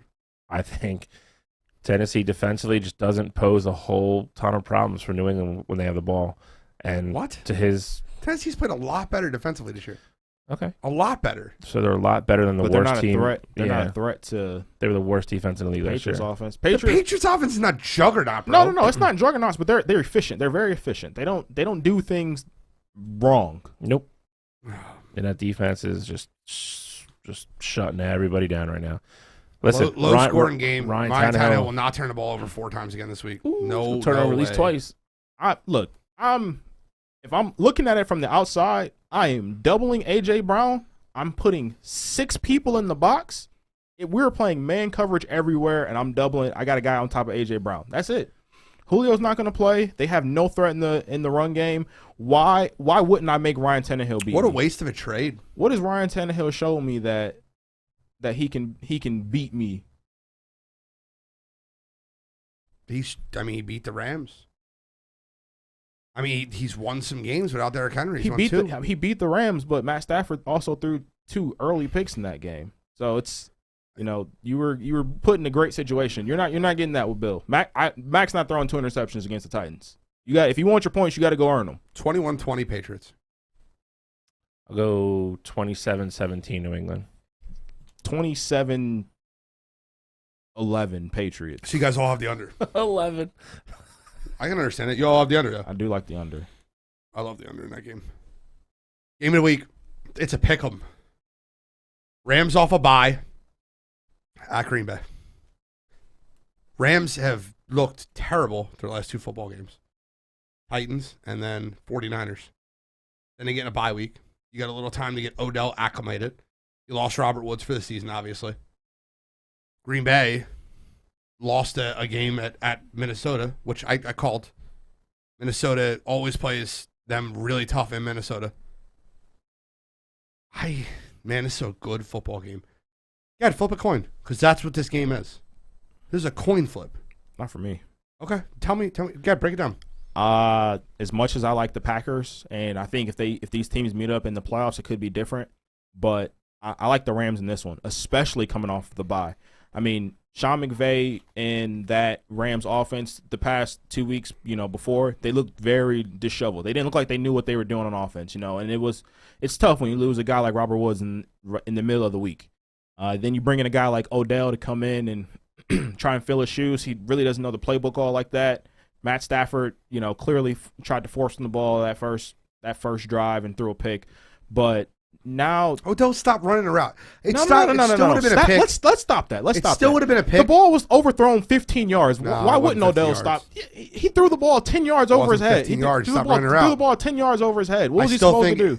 If it was going to play defense. Play defense. Tackled the guy. What was he supposed to do? No. Run. Continue running the route and smack the ball down. If you got he stopped running the route. And if he tackled the guy while he was in the air, it wasn't 15 yards away. He didn't tackle him while he was in the air. Yes, he did. Yes, he did. If it was going to be a pick, he now even said Odell. It was going to be a pick either way. No, he didn't stop running the route. Let's stop. It's always got to be a bad narrative around Odell. He didn't stop running the route. Matt Stafford threw a bad ball. Let's call it what it is. Career. Was it a bad ball? Yes. Let's call it that. Very bad. Let's call it that. Let's not put the onus on Odell and his route running. Let's put it on. Stop running the route. Matt Stafford threw a horrible ball. He did. And Odell made a tackle. You're not going to get me disagreeing with you at all. Okay. That Matt Stafford threw a terrible route. I get that you're the biggest Odell Beckham it's not fan that. cheerleader but right now. You just want to keep throwing stuff on him. It doesn't make any sense. Bro, he's a career loser. You say the same thing about Russ, and that guy's only made the playoffs every year he's been in the league. And lost in the first round. Okay. What's your point? What's different? Making the playoffs in the NBA isn't an award. It isn't a prize. Okay, that's fine. If you're a max player, you should make the playoffs in the NBA. Especially when you have two. It's fair. He didn't have. So I don't want to hear that shit. He hasn't always had to, but. What? Paul George, Kevin Durant, Bradley Beal, LeBron James. How many of them all played on the same team? No, but I'm nailing it down each one. He's had another max player. He hasn't always had two. That's the point. No, one other max player. If you have two max players on a team, you should make the playoffs. Okay, so I'm telling you that. And his whole career he's had that, except 1 year. James Harden. Okay. Paul George. Okay. Kevin Durant. Bradley Beal. LeBron James. If this is the route we're going down, then Chris Paul could easily be in that realm as well. He made the finals. Russ has made the finals before, so what's your point? Yes, with Kevin Durant and James Harden. And James Harden. Chris Paul made it with two guys that are about to be on max contract, Devin Booker and DeAndre Ayton. So what's your point? My point being is Russell Westbrook is a notorious loser. So is Chris Paul. No, he's not. How? Chris Paul makes teams better. Look at the season before versus the season he gets there. We're getting into NBA talk. We're in the NFL, but you want to compare it to Russell Westbrook. That's fine.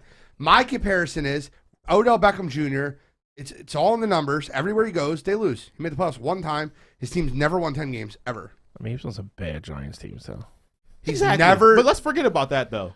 He's never won 10 games ever. The week before Odell got there, Matt Stafford looked like he forgot how to play football too. Do you disagree with me on Odell? He's a loser. I think I don't think Odell's quite in the same category because Odell was on some really bad football teams. What are you supposed to do? He had Eli at the end before Barkley was there. Like they were bad football teams. Is Saquon Barkley a career loser? Like, is that what we're going to monitor? Like, that's his role now. 4 years in the league and has 2 season-ending injuries. And Odell hasn't. Odell hasn't had season-ending injury before. He's had 2.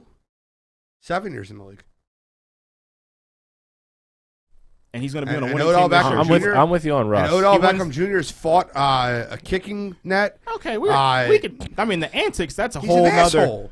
I'm not disagreeing there. I just don't like. I don't think anybody's arguing. He's not a bad teammate.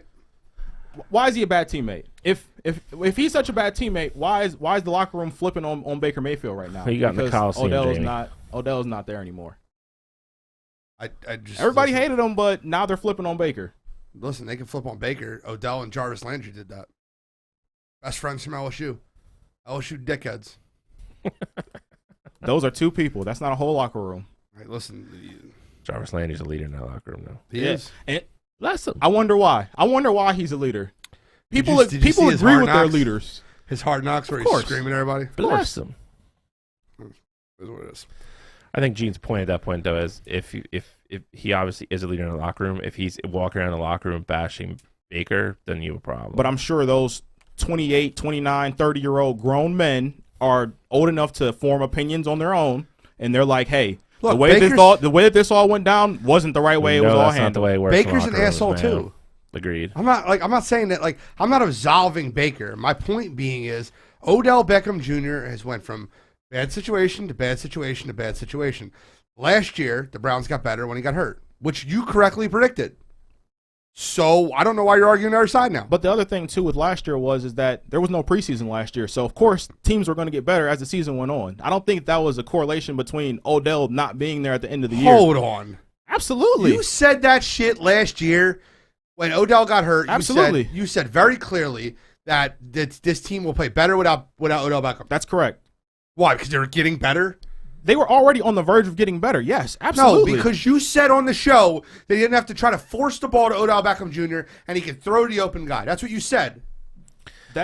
Which is true. But now guys are already open now. Odell was open when he was we're there. gonna He wasn't throwing the ball. So Matt Stafford's first throw to Odell Beckham Jr. And that's Odell's fault. No, That's no, Odell's it's fault. not. It's not. Let's put it It's on not. Odell. He's I on the just field. want to It's see what his he fault. does. Listen, it's the first time he's ever going to make the playoffs this year. Oh, no, second time he's ever going to make the playoffs this year. He made the playoffs once for the Giants. He's going to make the playoffs this year. Let's see how he's his teammate. I guess we'll all know our answer by the end of the year. Yep. Okay. Cool.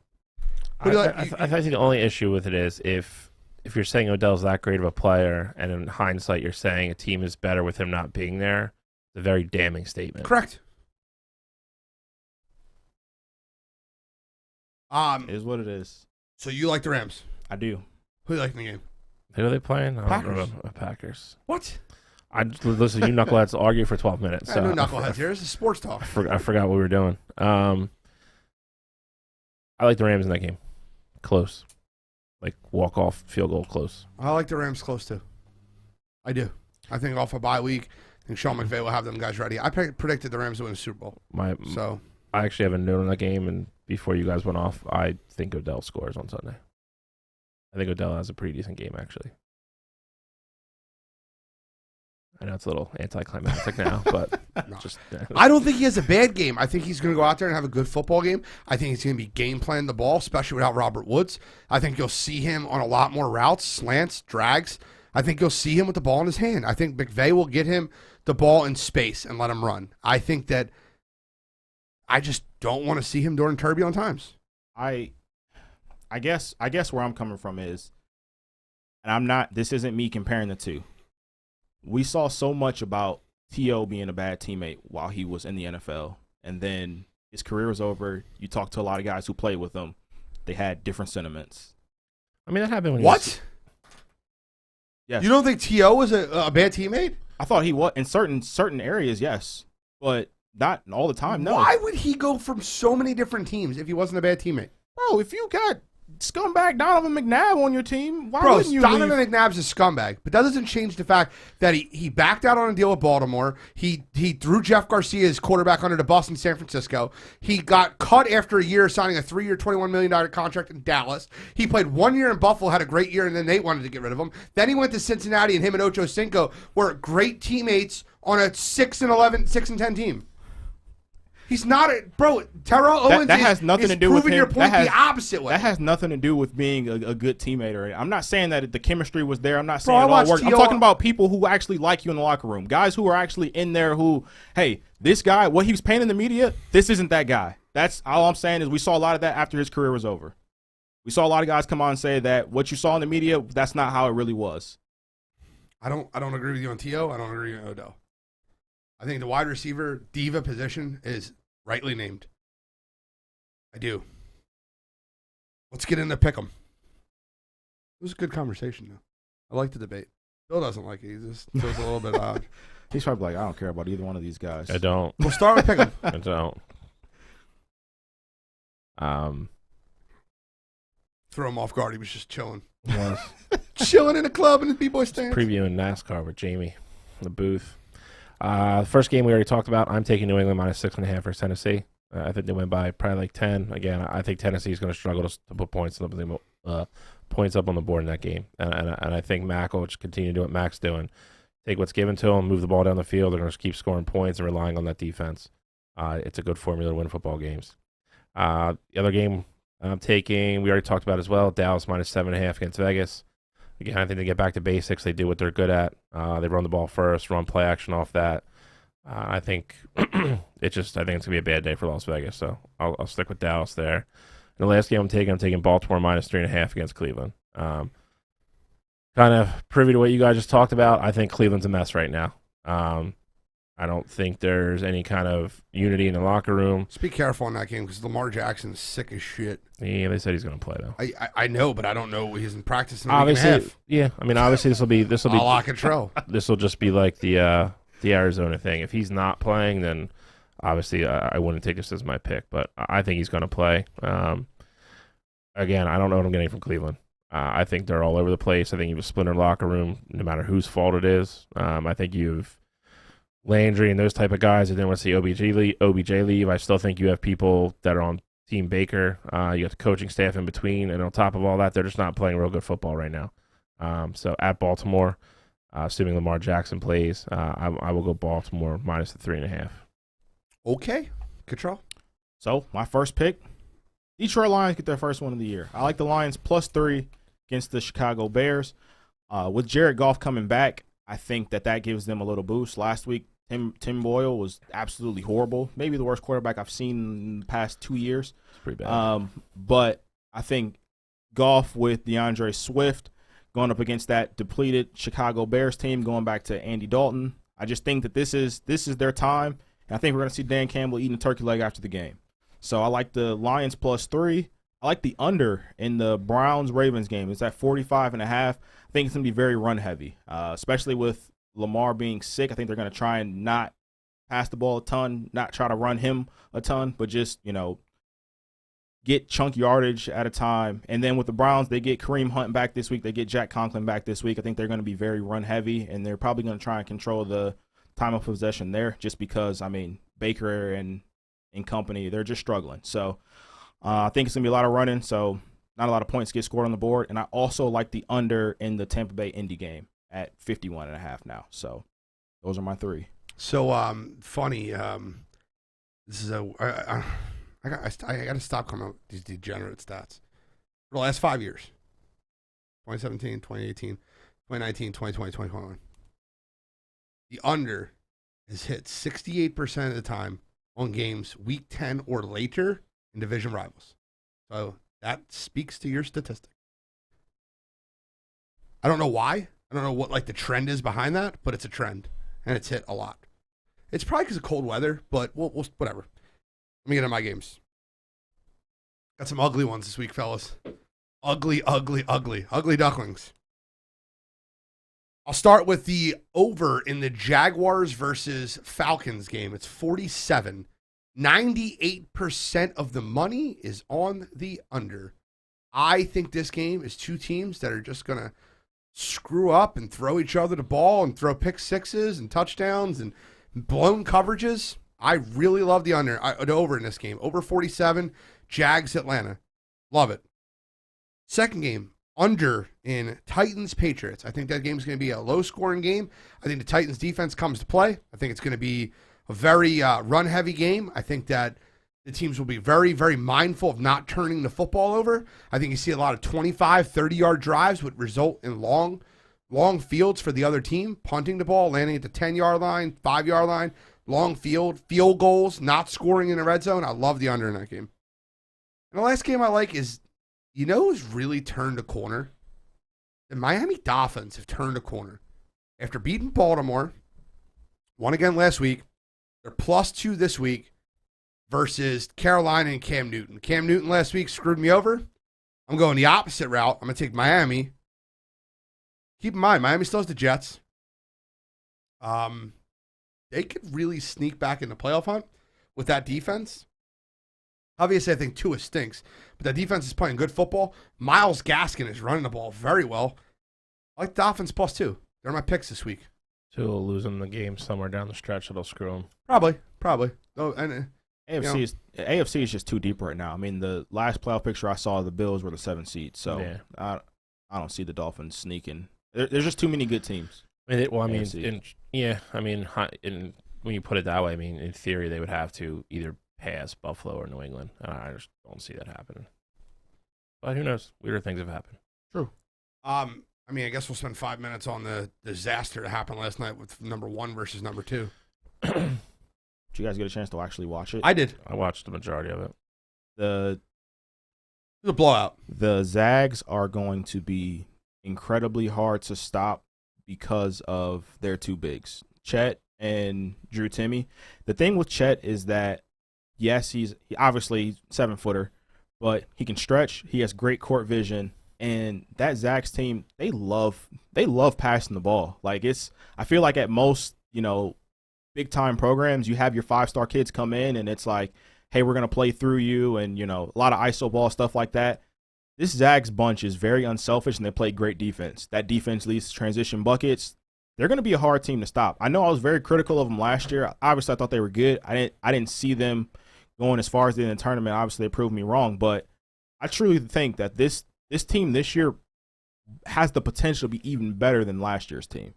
Just how they play together, how well they mesh. Obviously, losing a guy like Jalen Suggs, like, you don't have that leader in the backcourt, but they get it. They absolutely get it. I think they're better this year. And I think, like, UCLA is not the second best team in the country. They're there because other teams have already lost or already played each other. I know I was talking to you the night they were playing Villanova. They really shouldn't have won that game, to be honest. Villanova went cold, had foul trouble. Agreed. And started throwing the ball over the place. Villanova should have won that game. I told you I think Villanova looked better than I expected them to. I agree. 100% agree. I think they're going to be tougher to beat this year because I don't think, as good as they were last year, you had the Baylors out there, you had the Michigans. I think college basketball to some degree is going to kind of reflect a lot of like what happened with football this year. I think there's going to be a lot of movement. There's going to be a lot of chaos. I think they're going to be like Georgia. I think they're going to stay 1 all year. They haven't lost. They're through all their tough stuff. That team is not losing a league game. They're not. They got Duke left. They have Duke. Right. That's it. So, well, Duke's solid. Yeah, absolutely. I think that'll be a great game. Hopefully that's a closer game than this is. So they have that one test left. This is not going to be a year where they're going to slip up and lose in the WCC. That's just not going to happen. They're going to go to the tournament undefeated. And again, last year, we talked about it every week. Baylor was sitting there. We all knew what Baylor was. We knew what they were defensively, how they were going to match up, what they were going to do. I don't think there's another dominant team out there like Baylor. Not that we've seen yet. Now, granted, we have 4 months in the season to go still, so a lot's going to happen. These teams are going to gel. They're going to get better.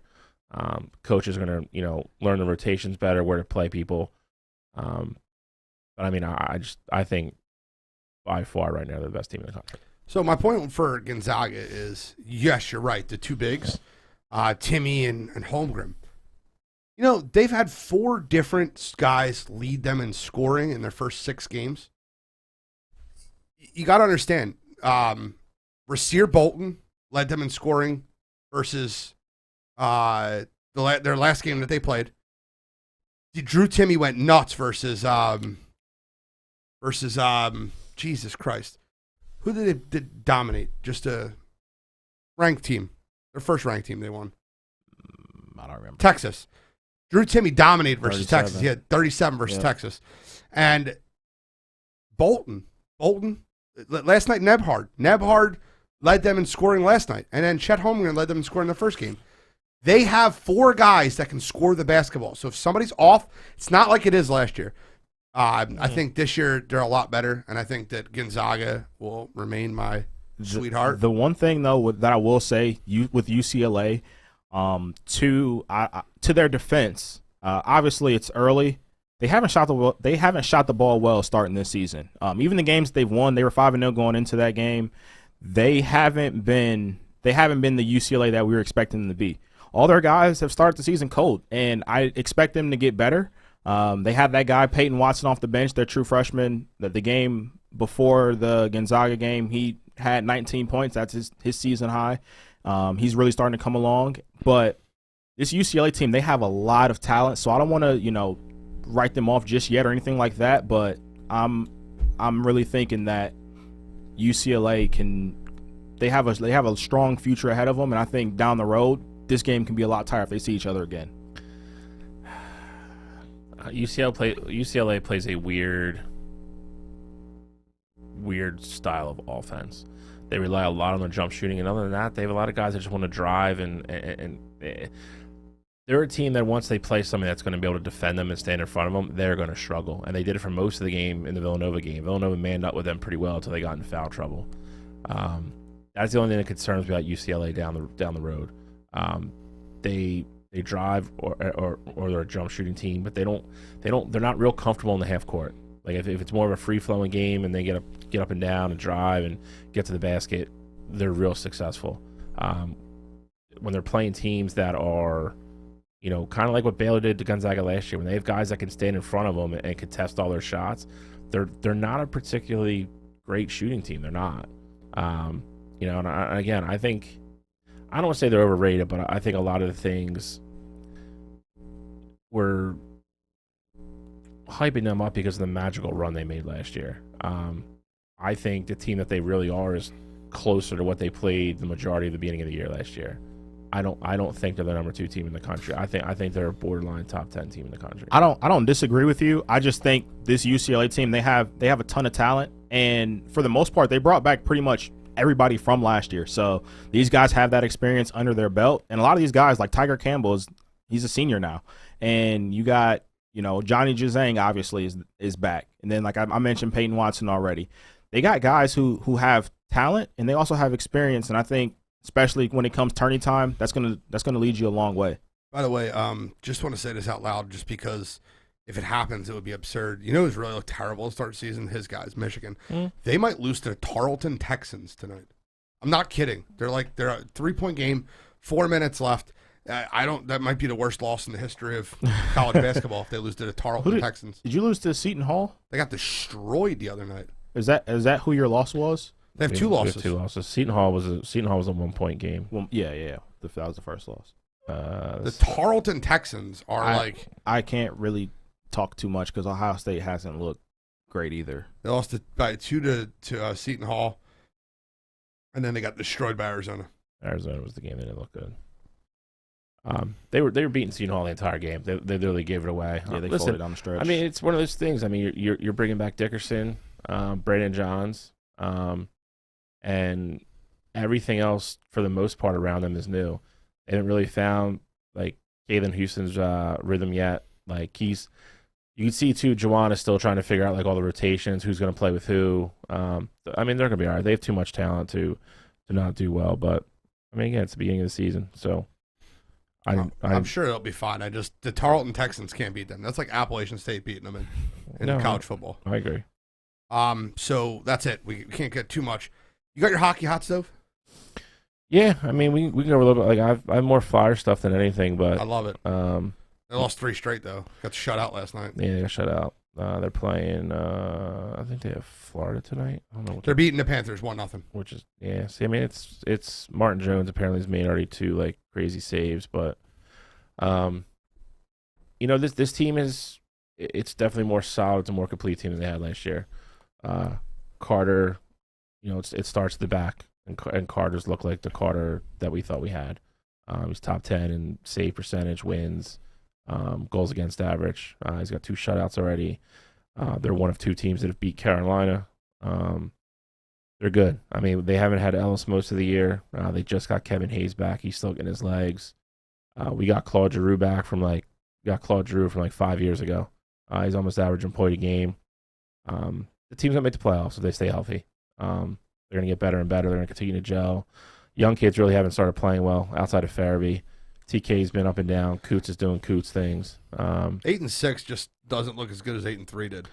No, agree. But again, I mean, they're playing all the best teams. I mean, they didn't look good last night. They didn't play well last night against Tampa Bay. We never do. But we usually look crappy against Florida, and they're playing well tonight. So we'll see. It's a team that's going to get better as they go. They're probably going to finish, I'd say, somewhere like around the 5 or 6 seed would be my prediction right now, unless something drastic happens. Carolina is just I think they're 14-2 right now, and we're one of their losses. They have the ability to go out any night and beat anybody. It's the nights where they struggle to score a little bit. That is concerning. Florida's 13-2. They're beating them. Yeah, so I get it. No, I follow. I understand what you're saying about the Flyers team. I just think like they started off so strong, and they're very up and down. The Flyers have been up and down for years, and Carter Hart's up and down, and he's looked better this year. And the biggest question that remains for me with the Flyers is Giroux from the regular season. Will he be Giroux in the playoffs? And I know you're a big G guy. I get it. But, like, G in the playoffs has never been G that he is now. It's true. I mean, it's like people were dumping on him last year. It was like, oh, he's not doing anything. He was second on the team in points in the playoffs. He's shooting more this year. He's scoring more goals. I mean, I think he's tied for first on the team in points, but I think he's completely split 50-50, or it's close. It's not like he's got like 3 goals and 11 assists. That's his normal. Yeah. So, listen, he's a guy. He's a guy that's a facilitator. He was never going to be a 40-goal guy. And people got. I don't expect him to be that. No, but a lot of people do. That's a lot of it's one of the big things with him. Like, oh, he doesn't score enough. Claude Giroux is still debatably the best passer in the NHL. He makes passes that are extremely difficult look insanely easy. He does it with no effort. He's a guy you can put on any line. He's going to make everybody on that line better. It's fair. The problem with him is, he's been on some bad teams. I think the problem with him is, and this is just maybe me and you are different on this. I think the problem with him is he gets really beat up and run down by the end of the season. So like his playoff non-success comes down to one of two things: his team is not playing well around him, or he's just beat up and hurt by the end of the year. I think it would be more of the beat up and hurt and worn down, like not necessarily like just legs aren't there. There's something to that. I mean, there was 3 postseasons in a row he had to have major surgeries when the season was over. Yeah, he played through a lot. I agree with you. He had his hip replaced, or not replaced, but he had his hip fixed a couple years ago. He had a really bad wrist the year before that. Dude's a warrior, man. I mean, he's by far the most underappreciated athlete in the city. And he's been on some teams that were always good enough to make the playoffs, and we weren't good enough to do much after that. Coots has really emerged as a superstar, but again, you're talking 4 or 5 years ago. Coots wasn't Coots what he is now, and we still don't have a legitimate, like, I don't want to say superstar scorer. Like, I mean, there's only so many like Ovechkins and Crosbys and guys like that, but you don't have a 40-goal guy on this roster. Like we're doing well because we have 3 lines on most nights that will threaten to score. And when you have nights when the team plays that way, they win a lot of games.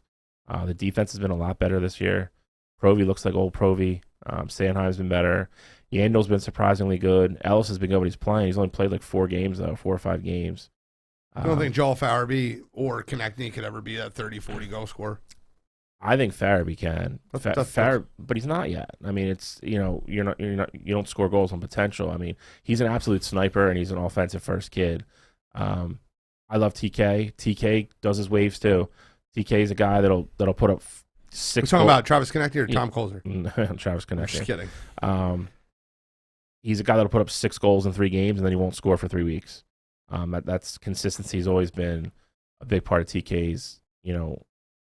Say the argument against him, but again, I mean, I think there's been changes with AV this year too. One of my huge gripes with AV, the coach, is Giroux and Coots will go out and have like a bad night, and then the next night they're not on the same line. And I think that's most hockey people would tell you that goes against what you're trying to do. 100%. You're trying to build chemistry. Correct. So he's done very well this year, keeping the lines together. They're a little bit more flexible this year. I think if they get to the deadline and they have to make a move, I think they have the ability to do so. They have the prospects, and we'll actually have a little bit of money to bring on a bigger contract if we want to as a scorer. So they just got to stay in it. Overall, I think they're fine, though. Like I said, Carter's looked really good. He's only had, I'd say he's had 1 or 2 bad games. He's got 2 shutouts already. Like I said, he's in top 10 in everything in the league. So I'm very optimistic about where they are right now. You have anything else, NHL? I mean, you got the whole Edmonton thing, which is crazy. You got Connor McDavid, who didn't register a point last night for the first time this year in a game. And People are already saying right now, like, he is the next one. Like, you know how they have the great one? He is the next one. He is going, yeah, he's just different. That's my point. He has all the skills, and then on top of that, he's a phenomenal skater. He's fast and he's strong. He did it 2 nights in a row where he literally brought a puck out into the neutral zone and skated past 4 people and scored. 1-on-4? Yeah, oh 1-on-4. Goodness, absolutely nuts. He did it twice 2 nights. I know. And the crazy part is he doesn't even lead his team in points. That's the crazy. You have Draysidel out there, who I believe has 4 more points than McDavid does right now, and they play on the same damn line. Silly. It is silly. But like the kid's got still untapped potential. Oh well, yeah. I mean, you have all that, and he's 22. I know. He's the next one. He is. I mean, if you want to go Gretzky and then go Lemieux, obviously. Do you think he could ever touch Lemieux? I don't think he could touch Gretzky. Gretzky's going to be. It's too much of a defensive. It's too much of a defensive game. Listen, health is a big part of this. 100%. And hockey. Assuming health. I mean, you can't say he's not going to get to Lemieux and Jágr and those guys. You can't. The pace he's on. I mean, he's because like Lemieux and Jágr would be your 2-3, right? Yeah. I mean, then you got Ovi knocking on the door. I mean, Ovi's going to catch Gretzky probably in goals, which is again, if you absurd, right? It's absurd. If you would have said it 10 years ago, you're like, nah, nobody's getting there. I'm just glad it's not Sid. Fuck him. Yeah, I mean, listen. Sorry. No, I mean he is what he is, but Sid's a top. I get it. I still don't like him. 5 player ever, probably. 6. Yeah, but I will tell you watching. I would tell you watching them. Like even now, I would take McDavid over Crosby all day. Love hearing that. He's just different. It's no different than like watching like a young LeBron, Kobe, Michael, any of those guys. Like he is that. He is that for hockey. People need to realize that he is that good. He's on a different. He operates on a different level when he wants to. I guess Edmonton. He's already locked up. No, I know. I just wish you can get him in. Like the goal would be to create more popularity in the sport of hockey in the States. Obviously, Canada, but right now no problem with it in Canada. It's obviously the 4th sport out of the big 4 in the United States, though. With soccer kicking on its door. MLS is never going to pass the NHL. I follow, but my point being is it's definitely 4-4 right now. Yeah, I mean, the goal is to get it a little bit more mainstream. Get them in New York. Well, I think the good thing they've done is they signed that deal with ABC and ESPN now, so now it's back on. That was the biggest mistake they made. They had the 2-part deal where they had it on Fox on the weekends, and then they went away from ESPN and ESPN will screw you because they won't talk about it on their Sports Center. They won't talk about it on anything. And they did it for a while. They were bitter about it. Gary Bettman signed a deal with an Outdoor Life Network channel. Like that doesn't exist anymore. And then they started making a move in the right direction when they started doing the weekend games on NBC, which has helped. And now they're everywhere. Like they're on ESPN, Hulu, ABC. Like it'll help. It'll help. It'll drive the popularity back in the game. It's gonna be a lot easier to watch. Quick prediction on Meathead versus DeChambeau versus Koepka. I know you're a Brooksy guy. I'm a huge Brooksy guy. Give me just a 30-second, if you don't mind, where they're playing the course at, and just so everybody listens because it's on Black Friday, right? Yep, Black Friday, 4 o'clock. They're playing in Vegas. They're playing at the Wynn course, which is right behind the casino. If you've never been there, it's only 12 holes, so they're playing 12 holes because it's gonna be a light issue. So they're playing 12. Capital One's still involved. They're raising a ton of money for charity. I am curious to see where it goes banter wise. They buried all their differences for the Ryder Cup. Yep. They've both talked about it after the Ryder Cup that they're on a different level now. Like they respect each other. They aired a lot of stuff out and kind of buried some stuff. I don't believe for a second Brooksy is not going to needle him. Like that's just not who he is. That's not who he is as a person. I think there's going to be some shit talking. I think it's going to be very entertaining. I think it's great that it's just the two of them, which makes it even better. I think it will be competitive. Bryson, obviously, Brooks is a bomber too. Like, don't get me wrong, but I mean Bryson just hits the ball further than anybody. So, how's the course play? I've never played it. I've seen it. It's a nice course. No, but I'm saying, is it a course that's fit for a guy that drives the ball like Bryson, or is it a course more for someone that's a little bit more accurate like Brooks? It's more wide open. So, I mean, again, so it's wide open, so it's going to help Bryson. It helps Bryson, but it also allows Brooks to just swing like a maniac too. Like, Brooks just signed his new equipment deal this week, so you're going to see a ton of Strixon commercials on Friday, I'm sure. It's going to be entertaining though. Again, they all have been. If you're a golf fan, if you're a casual fan, this one will be fun to watch. So who's your pick? I'm taking Brooksy. I've been team Brooksy forever. Control. I'm also taking Brooks. I'm gonna go with Bryson because it's open course.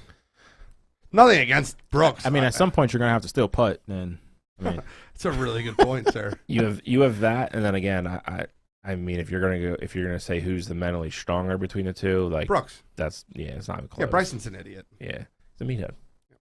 All right, so let's get into You Gotta Be Kidding Me. You want to start us off? of course. Why you gotta be kidding me this week? I feel like it's not any more fitting than it's Baker Mayfield.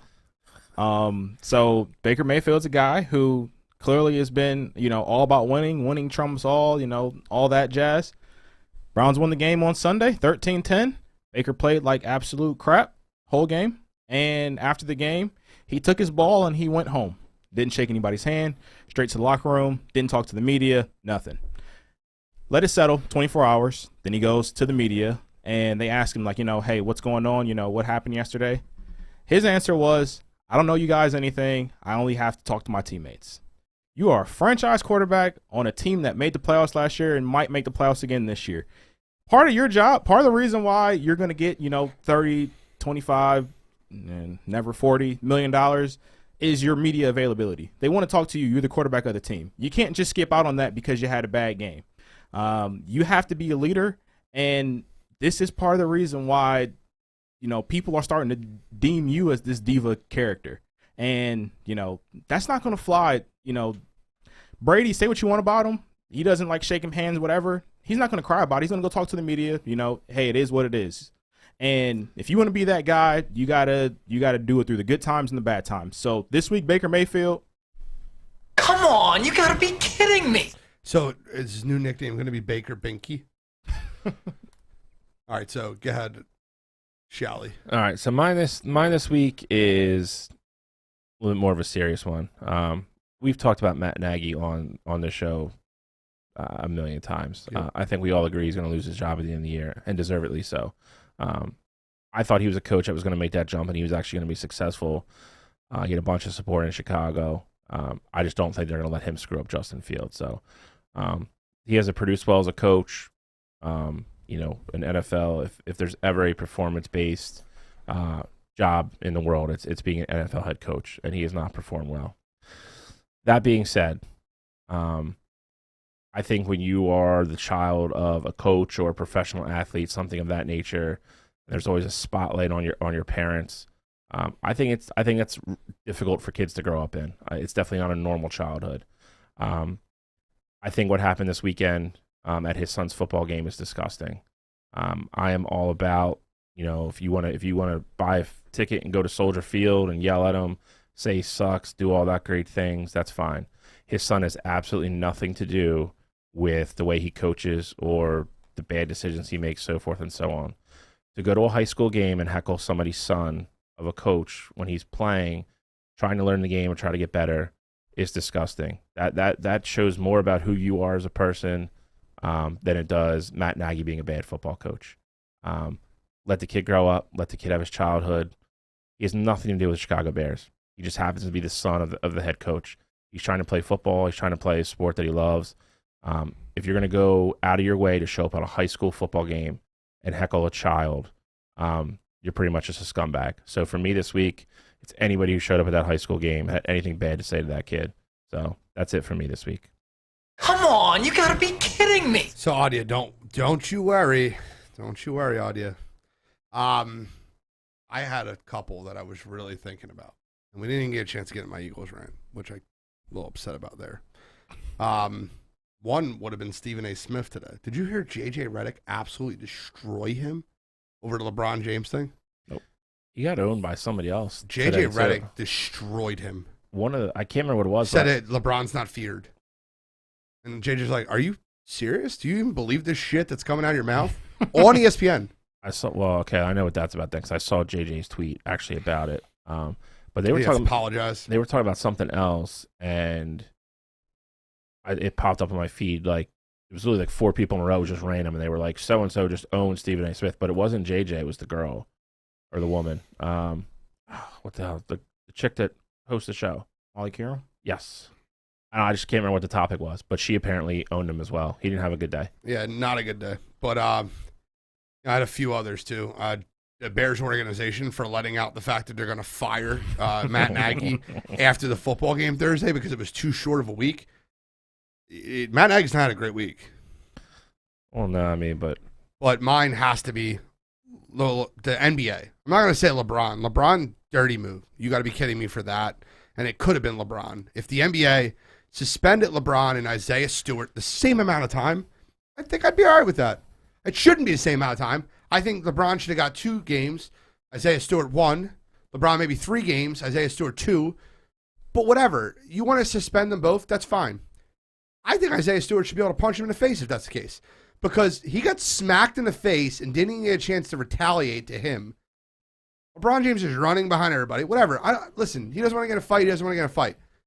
My big issue is the NBA suspending him for getting punched in the face and not even being able to get to him. Because he was running through his teammates. I'm sorry his teammates aren't good at holding him back. That's not really his fault.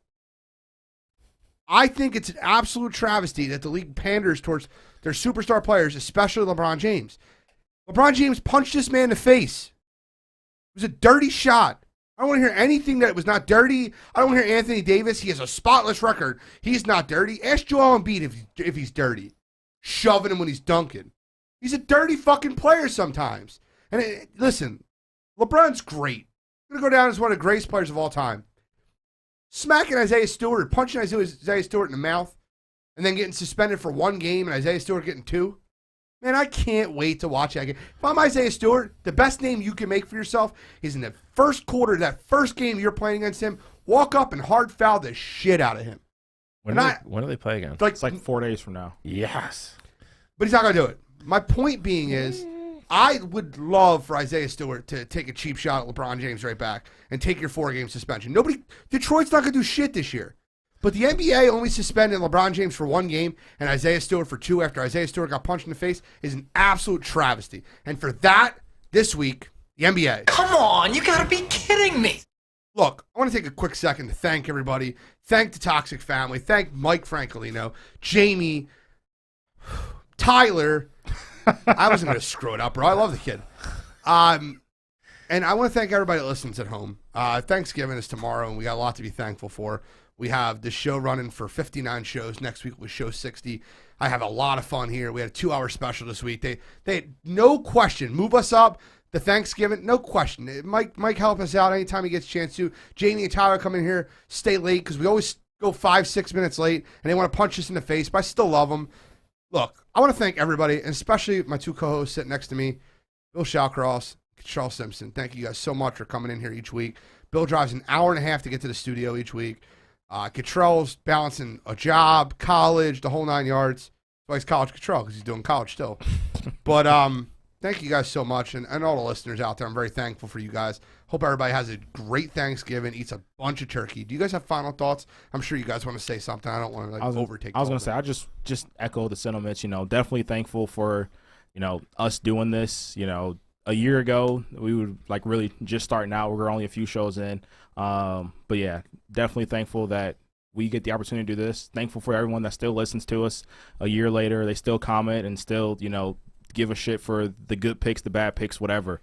It's been a fun ride, and, I can't wait to keep this thing moving. Shall we? Yeah. I mean, I think you guys both hit a lot of things I wanted to say.